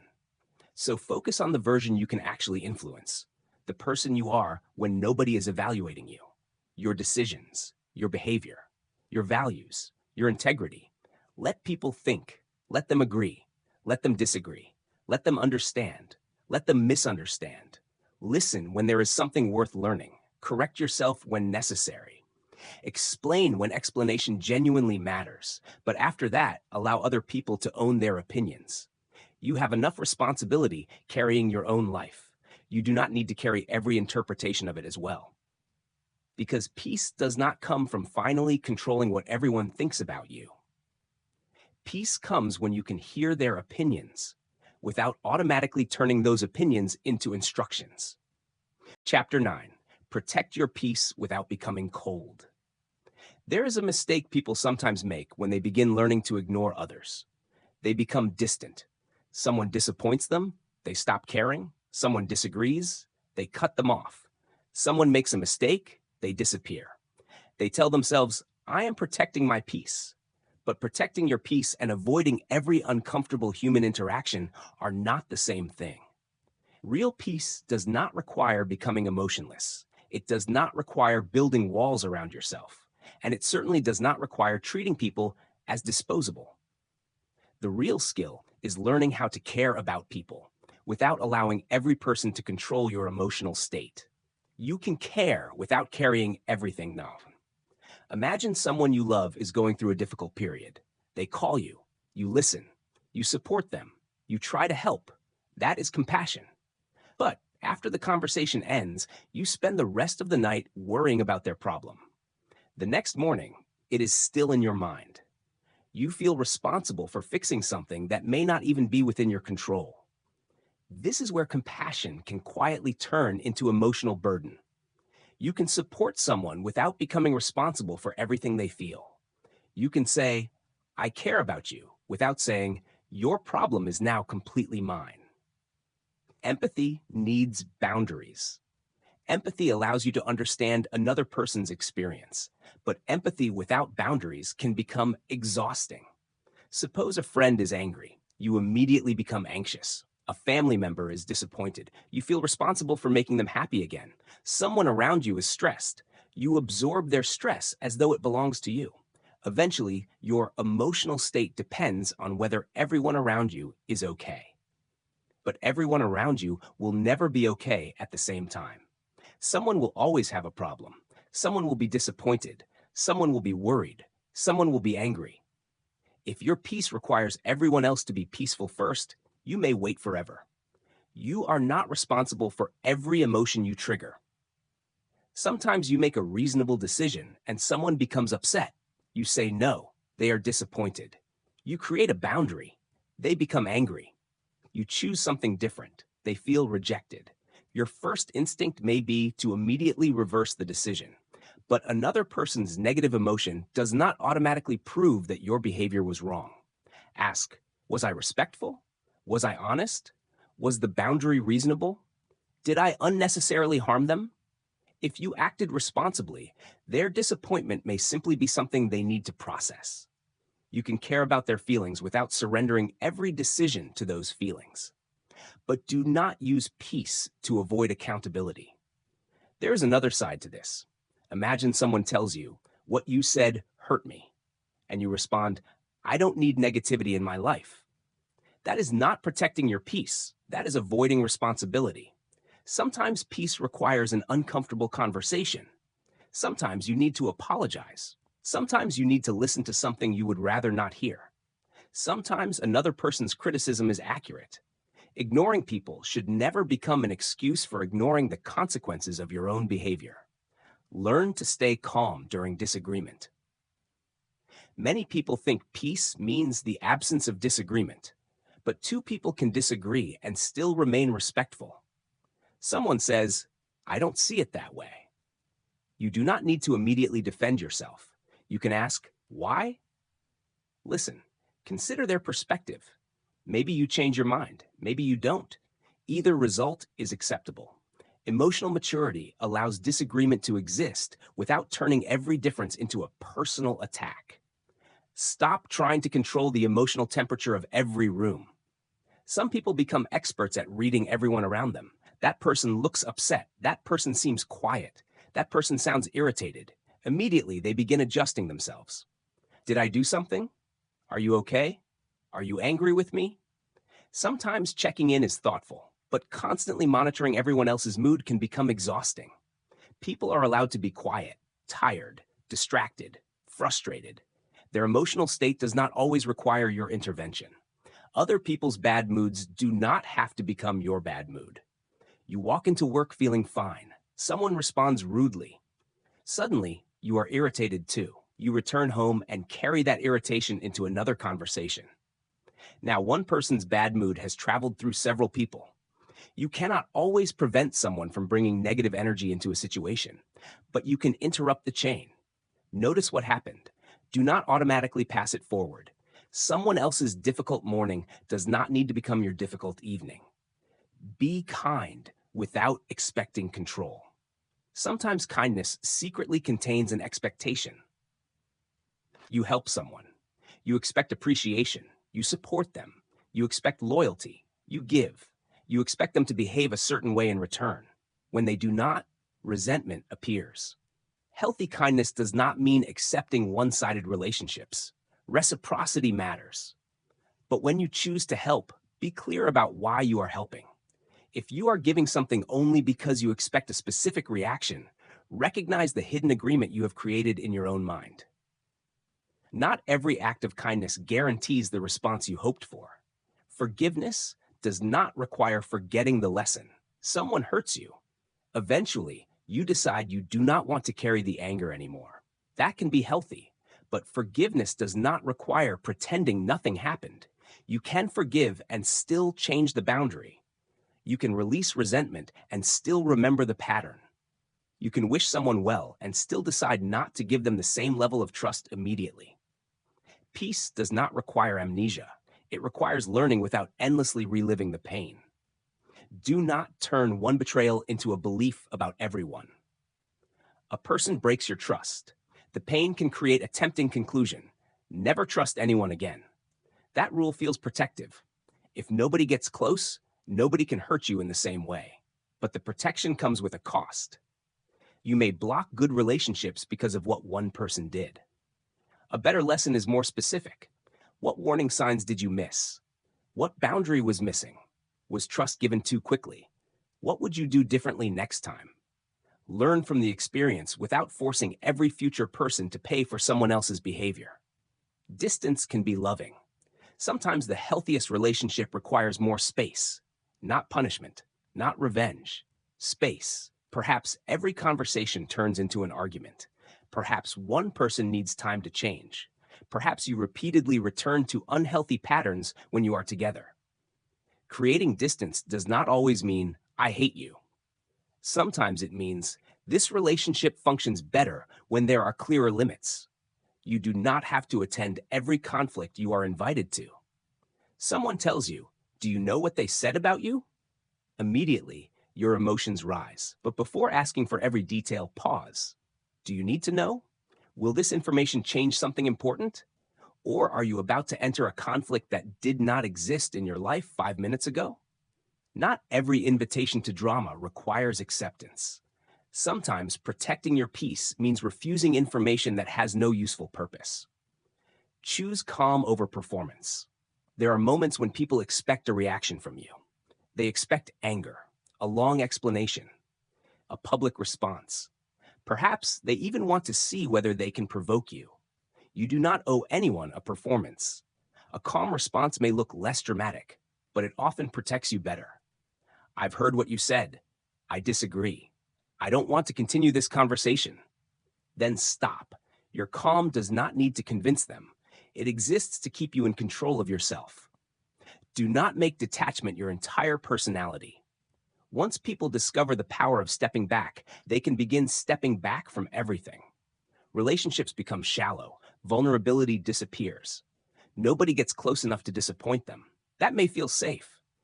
But complete emotional distance is not the same as peace. Meaningful relationships involve risk. People will occasionally misunderstand you, disappoint you, need you, challenge you. You will do the same to them.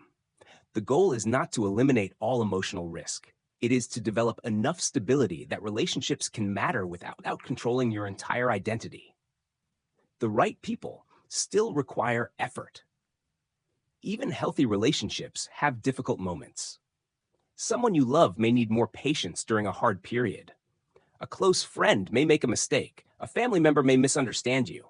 Do not confuse ordinary relationship difficulty with toxicity simply because the interaction is uncomfortable. Ask whether there is respect, responsibility, communication, change. If those things exist, the relationship may deserve effort. Protecting your peace should make your relationships healthier, not simply fewer.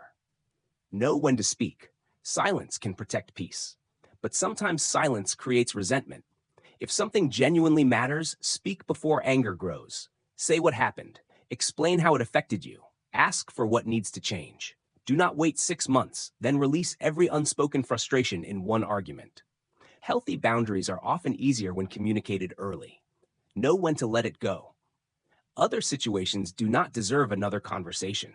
A stranger's careless opinion, a minor misunderstanding with no consequence, a comment from someone who does not know you, an argument that has already been resolved. Ask, will discussing this improve anything? If not, letting go may be wiser than reopening it. Peace requires discernment. There is no single rule that works in every relationship. Sometimes you should speak, sometimes remain silent, sometimes forgive, sometimes create distance, sometimes listen to criticism, sometimes ignore it, sometimes stay and repair, sometimes leave. The skill is learning to tell the difference. And that requires something deeper than simply saying, I don't care. It requires knowing what you care about. Care deeply, but selectively. Care about your character. Care about people who genuinely matter. Care about your responsibilities. Care about becoming better. Care about the promises you make. Care about how your behavior affects others. But stop caring equally about every rumor, every judgment, every disagreement, every provocation, and every stranger's interpretation of your life. Your emotional energy is limited. Spend it deliberately. Peace is not the absence of people.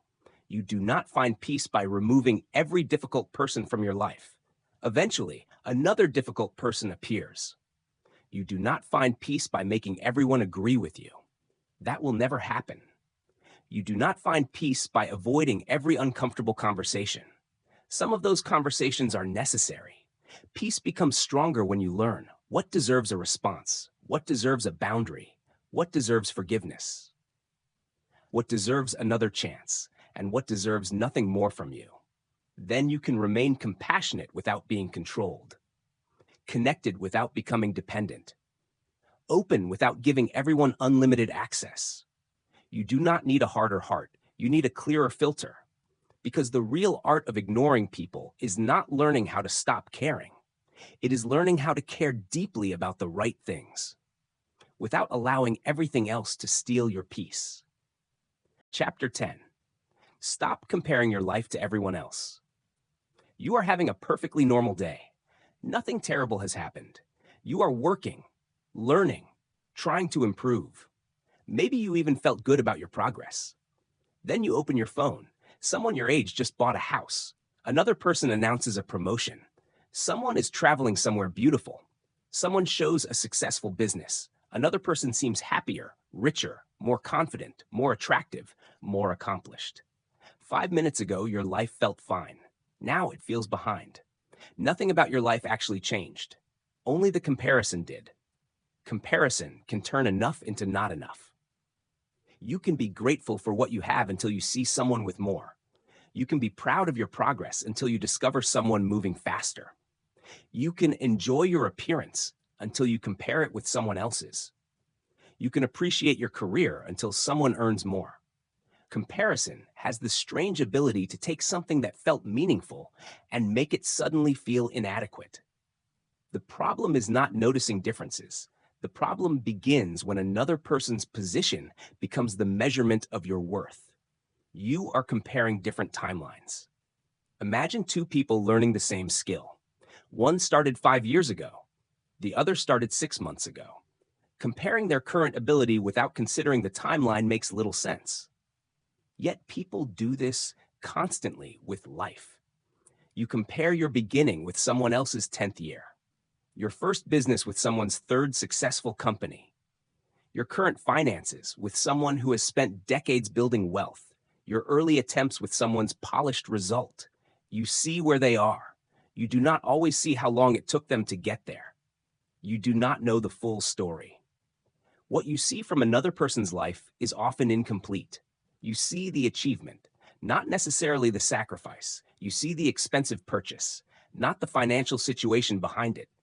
You see the happy photograph, not the argument that happened earlier. You see the confidence, not the years spent developing it.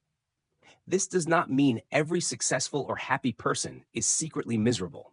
It simply means visible information is incomplete information. Be careful about judging your entire life against fragments of someone else's. Social media makes comparison endless. In ordinary life, you might compare yourself with a few people around you. Online, you can compare yourself with thousands, and not with average moments, with selected moments. You may see one person's fitness, another person's career, another person's home, another person's relationship, another person's confidence. Then unconsciously combine all of them into one impossible person and ask, why isn't my life like that? Because no single person necessarily has all of those things. You assembled the comparison yourself. Someone will always be ahead. No matter how successful you become, there will probably be someone with more. More money, more recognition, more experience, more followers, more talent in a particular area. If your peace depends on being ahead of everyone, peace becomes impossible. You reach one level. Notice someone at the next. Reach that level. Notice another person further ahead. The finish line keeps moving. Comparison can make achievement feel strangely empty because every success immediately reveals another person who has more. Someone else's success is not your failure. A friend receives an opportunity you wanted.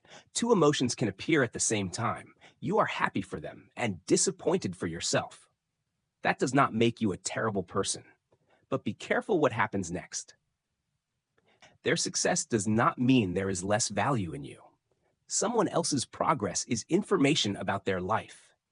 It is not automatically a judgment about yours. You can admire what someone has built without using it as evidence against yourself. Use envy as information. Sometimes comparison reveals something useful. You see someone doing work they love and feel jealous. Instead of attacking yourself for the emotion, ask, what exactly am I reacting to? Maybe it is not their money. Maybe it is their freedom, their skill, their confidence, their ability to create.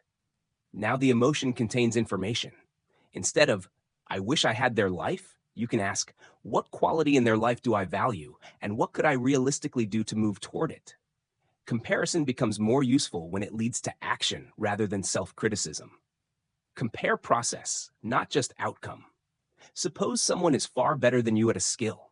Instead of staring only at the difference in results, study the process. How long have they practiced? What did they learn? How consistently did they work? What mistakes did they make? What can you apply? Now, comparison becomes education.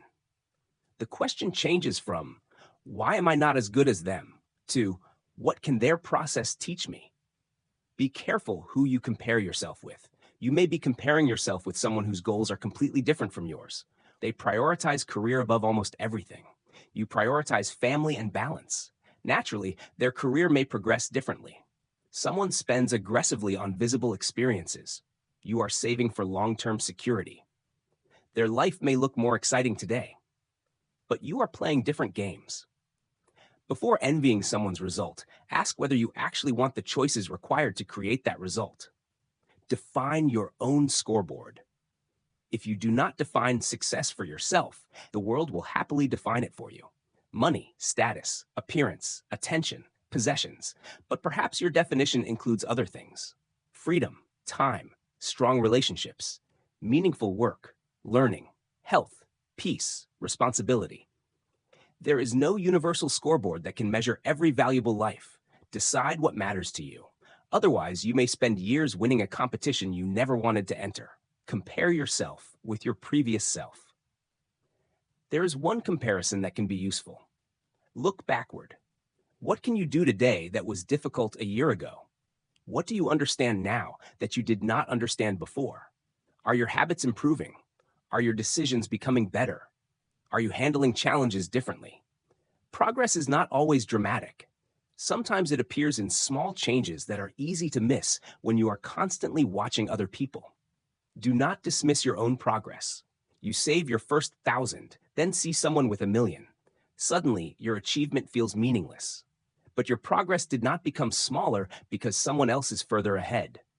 You finished your first project. Someone else has completed 50. Your first still matters. Respect beginnings. Everything impressive was once much smaller. Stop checking people just to measure yourself. Sometimes you repeatedly visit someone's profile, even though you know how it makes you feel. You check their career, their lifestyle, their progress, then leave feeling worse. Ask, what am I gaining from this? If following someone inspires you to act, learn, or improve, that can be useful. If it repeatedly produces only resentment and self-doubt, reducing exposure may protect your attention. You are not obligated to consume information simply because it is available. Your slow season is still part of your life. Not every period will look impressive. Sometimes you are learning, recovering, saving, building quietly, taking care of responsibilities nobody sees. Progress during these periods may be difficult to display. That does not mean nothing is happening. Roots grow before anyone sees the tree. Success has costs you may not want. When you envy someone's result, remember that results often come with trade-offs. More responsibility, longer hours, greater uncertainty, less privacy, different pressures. This does not diminish their achievement. It simply reminds you to ask whether you want the entire package, not only the visible reward. Do not envy a destination without understanding the road. Celebrate without turning it into self-judgment. When someone you care about succeeds, practice allowing their moment to remain theirs. Congratulate them. Ask questions. Learn if there is something to learn. You do not need to immediately turn their achievement into an evaluation of your own life. Their promotion is their story. Your career remains your story. Both can exist in the same room. You are allowed to move at a different speed. There is no single age when everyone must have life figured out. People begin careers at different times, learn skills at different times, change direction, start again, fail, recover, discover new priorities. Life is not a race where everyone began from the same starting line with identical circumstances. Different people carry different responsibilities, resources, opportunities, and histories. A meaningful pace is one you can actually sustain. Ask better questions. When comparison appears, instead of asking, why am I behind? Ask, behind according to whose timeline? Instead of, why don't I have what they have? Ask, do I genuinely want it? Instead of, why are they better than me? Ask, what can I learn from them? Instead of, am I successful enough? Ask, am I moving toward what matters to me? Better questions turn comparison into clarity. Build a life you do not need to constantly display. There is a particular kind of freedom in enjoying something without needing anyone else to know about it. A quiet achievement, a private goal, an ordinary afternoon with people you care about, work you find meaningful, a habit you are improving, a peaceful morning. Not everything valuable needs an audience. When your satisfaction becomes less dependent on being seen, comparison begins losing some of its power. Look at your own road. There will always be someone moving faster, someone with more, someone receiving attention you wanted. You can spend your life watching them, or you can return your attention to your own road. What is your next step? What can you improve? What matters to you now? What responsibility is directly in front of you? Those questions bring you back to the only life you can actually live, your own. You do not need to ignore other people's success. Celebrate it, study it, learn from it. Let it show you what may be possible. But do not turn it into evidence that your life is failing. Their path does not erase yours. Their timing does not determine yours. And their success does not require your dissatisfaction. The moment you stop using everyone else's life as a measuring stick, you can finally see your own progress clearly. And sometimes you discover something surprising. You were never as far behind as comparison made you believe. Chapter 11. Stop wasting energy on things you cannot control. There are nights when your body is exhausted, but your mind refuses to stop. You lie in bed thinking about a conversation that already happened, something someone said, a decision someone else made, a possibility that may never happen. You replay it, Analyze it. Imagine different outcomes. And somewhere inside you is the feeling that if you think about it long enough, perhaps you can finally control it. But morning arrives. Nothing has changed, except now you are tired. This is one of the most expensive habits of the mind, spending real energy trying to control things that were never yours to control. The need for control often comes from uncertainty. Human beings naturally prefer certainty. We want to know what will happen, whether the plan will work, whether someone will stay, whether people will approve, whether the future will unfold the way we expect. When certainty disappears, anxiety often enters. So the mind begins searching for control. You think more, check more, ask more questions, prepare for every possibility. But there is a limit. Preparation can reduce uncertainty. It cannot eliminate it. At some point, you must act without knowing exactly what will happen. Separate what you control from what you influence. Imagine preparing for an important interview. You can control your preparation. You can research the company, practice your answers, arrive on time, dress appropriately, communicate clearly. But can you control whether they choose you? No. Their decision may depend on another candidate, internal priorities, budget, experience, factors you never even see. Your responsibility is to prepare well. The final outcome belongs partly outside your control. Understanding this difference prevents you from taking responsibility for every result. You cannot control other people's reactions. You can communicate carefully. Someone may still misunderstand you. You can apologize sincerely. Someone may still remain angry. You can treat people kindly. Someone may still dislike you. You can explain your decision. Someone may still disagree.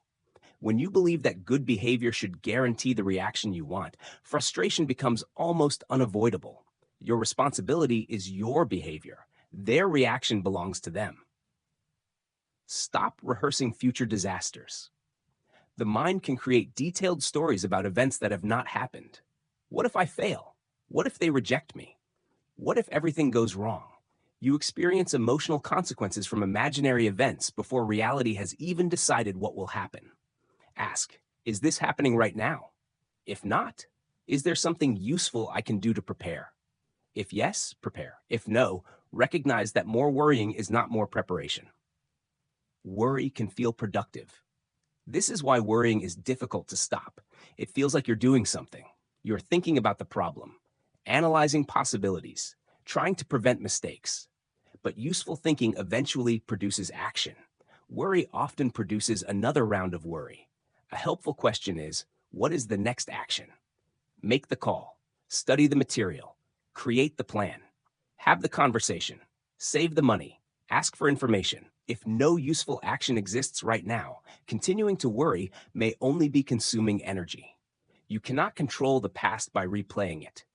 You said something you regret, made a poor decision, missed an opportunity. Now your mind returns to it repeatedly. If only I had. But the past does not change because you punish yourself more intensely. There are only a few useful things you can do with a mistake. Understand it, repair what can be repaired, learn from it, change future behavior. After that, repeated self-punishment adds nothing. You cannot create a better yesterday. You can only use yesterday to create a wiser tomorrow. Stop trying to control people through expectations. Sometimes we create silent rules for other people. They should know what I need. They should respond the way I would. They should appreciate what I did. They should behave differently. Then when they violate rules they never agreed to, we become angry. Expectations are sometimes reasonable. Relationships need standards, but important expectations should often be communicated. Do not expect people to read a contract that exists only inside your mind. Accept that people can choose differently. You give advice, they ignore it. You explain the consequences, they continue. You become frustrated because you can see where the decision may lead. But adults often have the freedom to make choices you would not make. You can advise, warn, set boundaries where their choices affect you, but you cannot live another person's life for them. Sometimes you must allow people to learn through consequences you would have preferred them to avoid. Focus on your response. A plan gets canceled. You cannot control that. What can you control? What you do with the remaining time. Someone criticizes you. You cannot control the comment. What can you control? Whether you examine it calmly or spend the entire day fighting it mentally, an opportunity disappears. You cannot reverse it. What can you control? The next application, the next attempt, the next decision. This shift does not remove disappointment. It prevents disappointment from taking control of everything that happens afterward. Do not demand certainty before beginning. Many people delay action because they want guarantees. They want to know the business will succeed before starting, that the relationship will last before becoming vulnerable, that the skill will become useful before learning it, that the decision is perfect before making it. But life rarely offers guarantees. Often, clarity arrives through movement. You take one responsible step, receive information, adjust, then take another. Waiting for complete certainty can become another form of avoidance. Prepare for what is reasonable. Letting go of control does not mean becoming careless. If there is a realistic risk, prepare.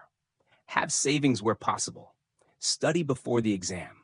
Research before making an important decision. Maintain backup plans for important responsibilities. Preparation gives you options. The problem begins when preparation turns into an attempt to eliminate every possible uncertainty. You cannot prepare for everything. Eventually, you have to live. Do not let the news control your entire emotional state. The world contains problems far beyond your individual control. It is reasonable to stay informed about issues that matter. But endless exposure can create the feeling that you personally must emotionally carry every crisis.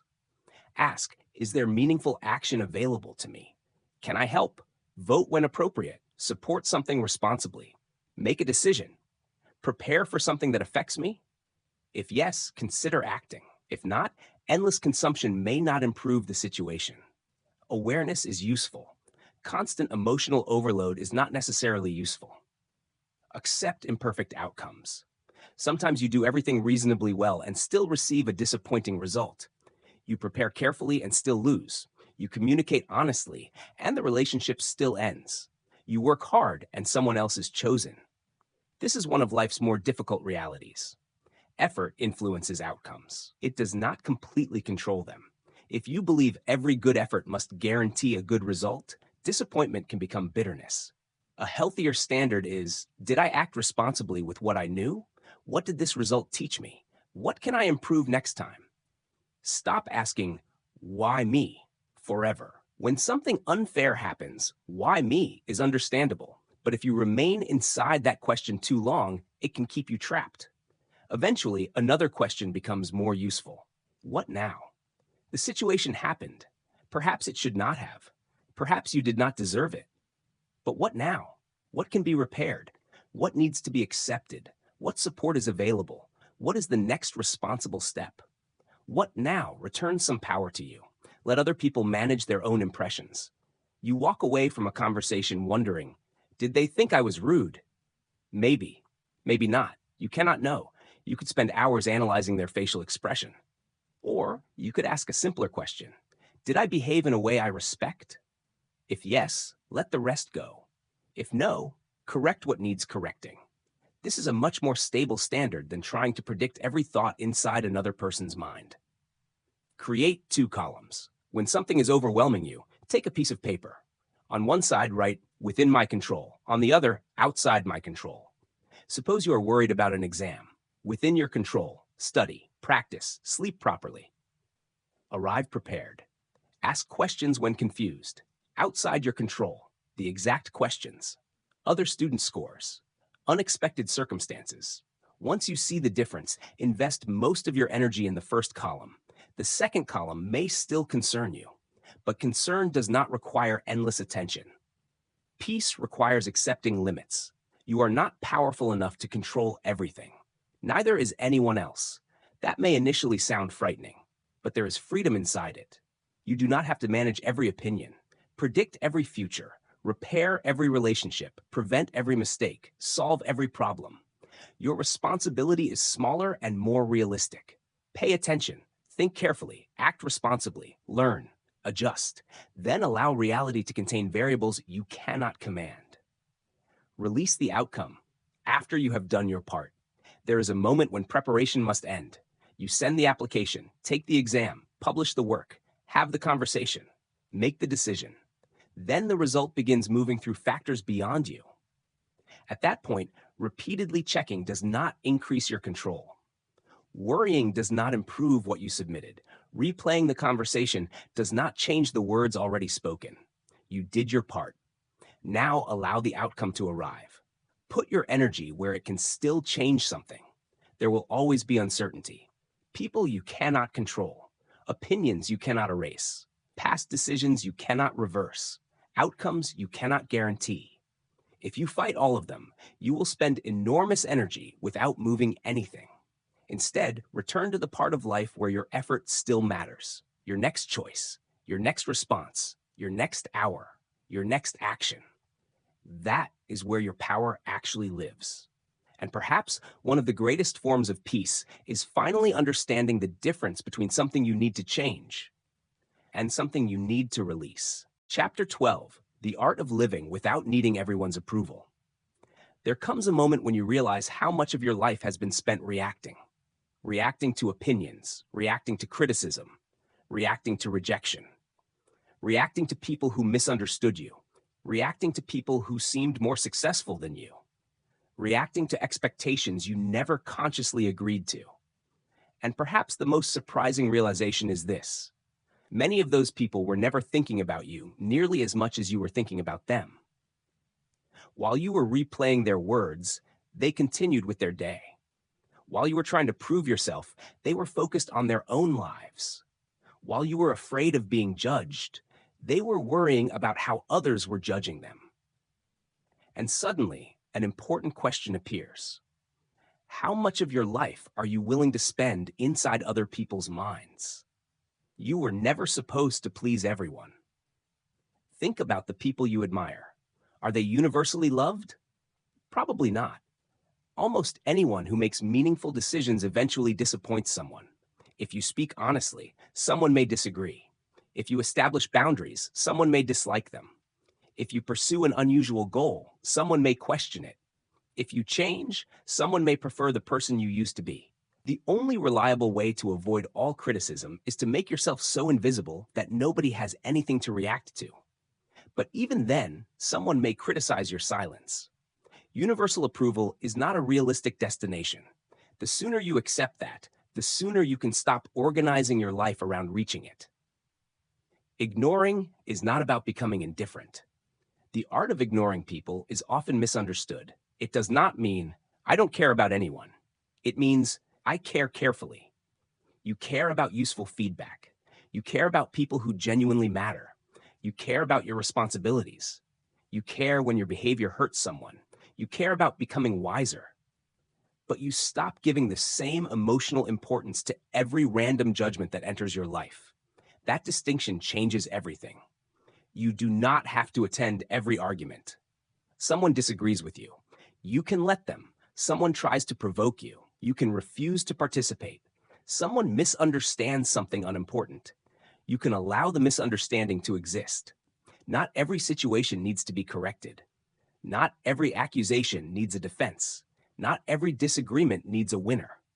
Sometimes the argument survives only because you keep returning to it. You do not have to carry every person with you. As you move through life, relationships will change. Some people will grow with you. Some will move in another direction. Some relationships will become stronger. Others will naturally become more distant. You do not need to turn every ending into hatred. Sometimes two people simply reach a point where their lives no longer fit together the way they once did. You can appreciate what someone meant to you without demanding that they remain part of every future chapter. Stop trying to be the person everyone expects.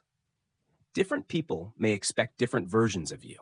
Your family may imagine one future, your friends another. Your coworkers may expect you to behave a certain way. Society may offer its own definition of success. If you attempt to satisfy every expectation, eventually you may become a collection of other people's preferences. So ask yourself, what do I actually value? What kind of person do I want to become? What responsibilities genuinely belong to me? What kind of life would still feel meaningful if nobody applauded it? These questions are harder than simply following expectations, but they lead toward a life that actually belongs to you. Let people disagree with your choices. You do not need to convince everyone. Sometimes the conversation can end with, "I understand your perspective. I've decided differently." Nothing more. They may still disagree. That is allowed. Maturity is not creating a world where everyone thinks like you. It is being able to remain steady in a world where they do not. Learn when criticism is a gift. Someone tells you something uncomfortable. Before dismissing it, examine it. Perhaps they are right. Perhaps your communication has become careless. Perhaps you have been avoiding responsibility. Perhaps a habit is hurting people around you. Ignoring everyone indiscriminately would prevent growth. The art is learning to separate criticism that contains useful truth from criticism that contains little more than another person's preference. One deserves reflection. The other may deserve release. Stop defending a version of yourself that needs to change. Sometimes criticism hurts because part of you knows it is accurate. In those moments, protecting your ego is less valuable than improving your behavior. You do not lose dignity by admitting, "I was wrong. I handled that badly. I need to improve." In fact, you become harder to control through criticism because you are no longer terrified of discovering imperfections. If criticism is true, use it. If it is false, release it. Either way, you do not need to collapse. Allow yourself to be a beginner. Perhaps one reason you care so much about other people's opinions is that you do not want them to see you struggling. But every skilled person was once inexperienced. Every confident speaker once had uncomfortable conversations. Every successful creator once produced imperfect work. Every person who knows something once did not know it. If you are unwilling to look inexperienced, you may remain inexperienced. Let yourself learn publicly sometimes. Let yourself make ordinary mistakes. You are building ability, not protecting an image. Stop waiting until you feel completely ready. You may be waiting for confidence before you act. But confidence often arrives after action. You speak, then discover you survived the discomfort. You set the boundary, then discover the relationship did not collapse. You try, then discover failure was less frightening than you imagined. You stop explaining, then discover people eventually move on. Experience teaches lessons that thinking alone cannot. Some people will never see your side. You can choose perfect words, explain calmly, provide context, and someone may still disagree. There is a point where further explanation becomes wasted energy. You have communicated honestly. You have listened. You have considered their perspective. Now you can allow them to leave with a different conclusion. You do not need to follow them home mentally and continue the conversation for another 6 hours. Let silence do some of the work. There is strength in not immediately responding, not because silence is always the answer, but because silence gives you space to decide whether an answer is necessary. Someone makes a provocative comment. Pause. Someone criticizes you. Pause. Someone asks for something you do not want to give. Pause. The pause separates your decision from their pressure. And inside that space, you can ask, what response serves me best? Your attention is your life. Every hour you spend obsessing over another person's judgment is an hour unavailable for something else. Learning, working, creating, resting, talking with people you love, improving yourself, living. This is why attention matters so much. You cannot prevent every distraction from appearing, but you can become more selective about what stays. Make peace with being misunderstood. There may always be someone who remembers an old version of you, someone who interprets your boundary as selfishness, someone who thinks your ambition is unrealistic, someone who thinks your quietness means weakness, someone who sees your confidence as arrogance. You can spend your life correcting them, or you can continue living according to the values you have chosen. Consistent behavior will explain some things, time will explain others, and a few people may never understand. You can still continue. You do not need to win against anyone. Perhaps the deepest freedom comes when your life stops being a competition against the people who doubted you. You no longer need to become successful so someone regrets underestimating you. You no longer need to appear happy so someone sees what they lost. You no longer need to prove that you were right. Because if your motivation is still built around proving something to them, they are still influencing you. Real detachment sounds different. I don't need you to regret anything. I don't need you to understand. I simply need to continue building the life I believe is right for me. Choose your battles. Some things deserve your energy. An important relationship, a serious injustice, a responsibility you accepted, a mistake you need to correct, a goal that genuinely matters. Other things do not. A stranger's opinion, an unnecessary argument, a rumor with no meaningful consequence, someone deliberately trying to provoke you, a comparison that changes nothing. Wisdom is not having enough energy to fight everything. Wisdom is knowing what deserves the energy you have. Become difficult to disturb. This does not mean nothing affects you. You are human. Criticism may still hurt. Rejection may still disappoint you. Conflict may still frustrate you. The goal is not to become emotionally numb. The goal is to recover more quickly. Someone criticizes you. You examine it, learn if necessary, then move on. Someone rejects you. You feel disappointed, then return to your life. Someone misunderstands you. You clarify if needed, then stop chasing their approval. The emotion can visit. It simply does not get to move in permanently. Live from the inside out. Many people live from the outside in. First, what does everyone expect? Then, how should I behave? Try reversing the direction. Begin with, what do I value? What is actually true? What responsibility belongs to me? What kind of person am I trying to become? Then allow your behavior to grow from those answers. Other people's perspectives can still inform you, but they no longer define you. The final lesson. Perhaps tomorrow someone will criticize you.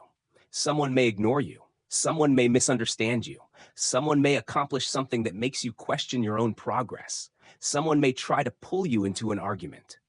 When that happens, remember, you have a choice. You can give the moment your entire attention, carry it into the next hour, take it home, replay it before sleep, wake up thinking about it again. Or you can stop and ask, does this deserve that much of my life? Sometimes the answer will be yes. Important things deserve attention, but surprisingly often, the answer will be no. Then let it pass. Not because you are weak, not because you are afraid, not because you have stopped caring, but because you finally understand that peace requires selection. You cannot control every person. You cannot control every opinion. You cannot control every misunderstanding. But you can decide what receives your attention. You can decide what deserves a response. You can decide which voices deserve influence. And you can decide when it is time to simply walk away. That is the art of ignoring people, not escaping the world, not becoming cold, but living in the world without allowing every voice in it to become louder than your own.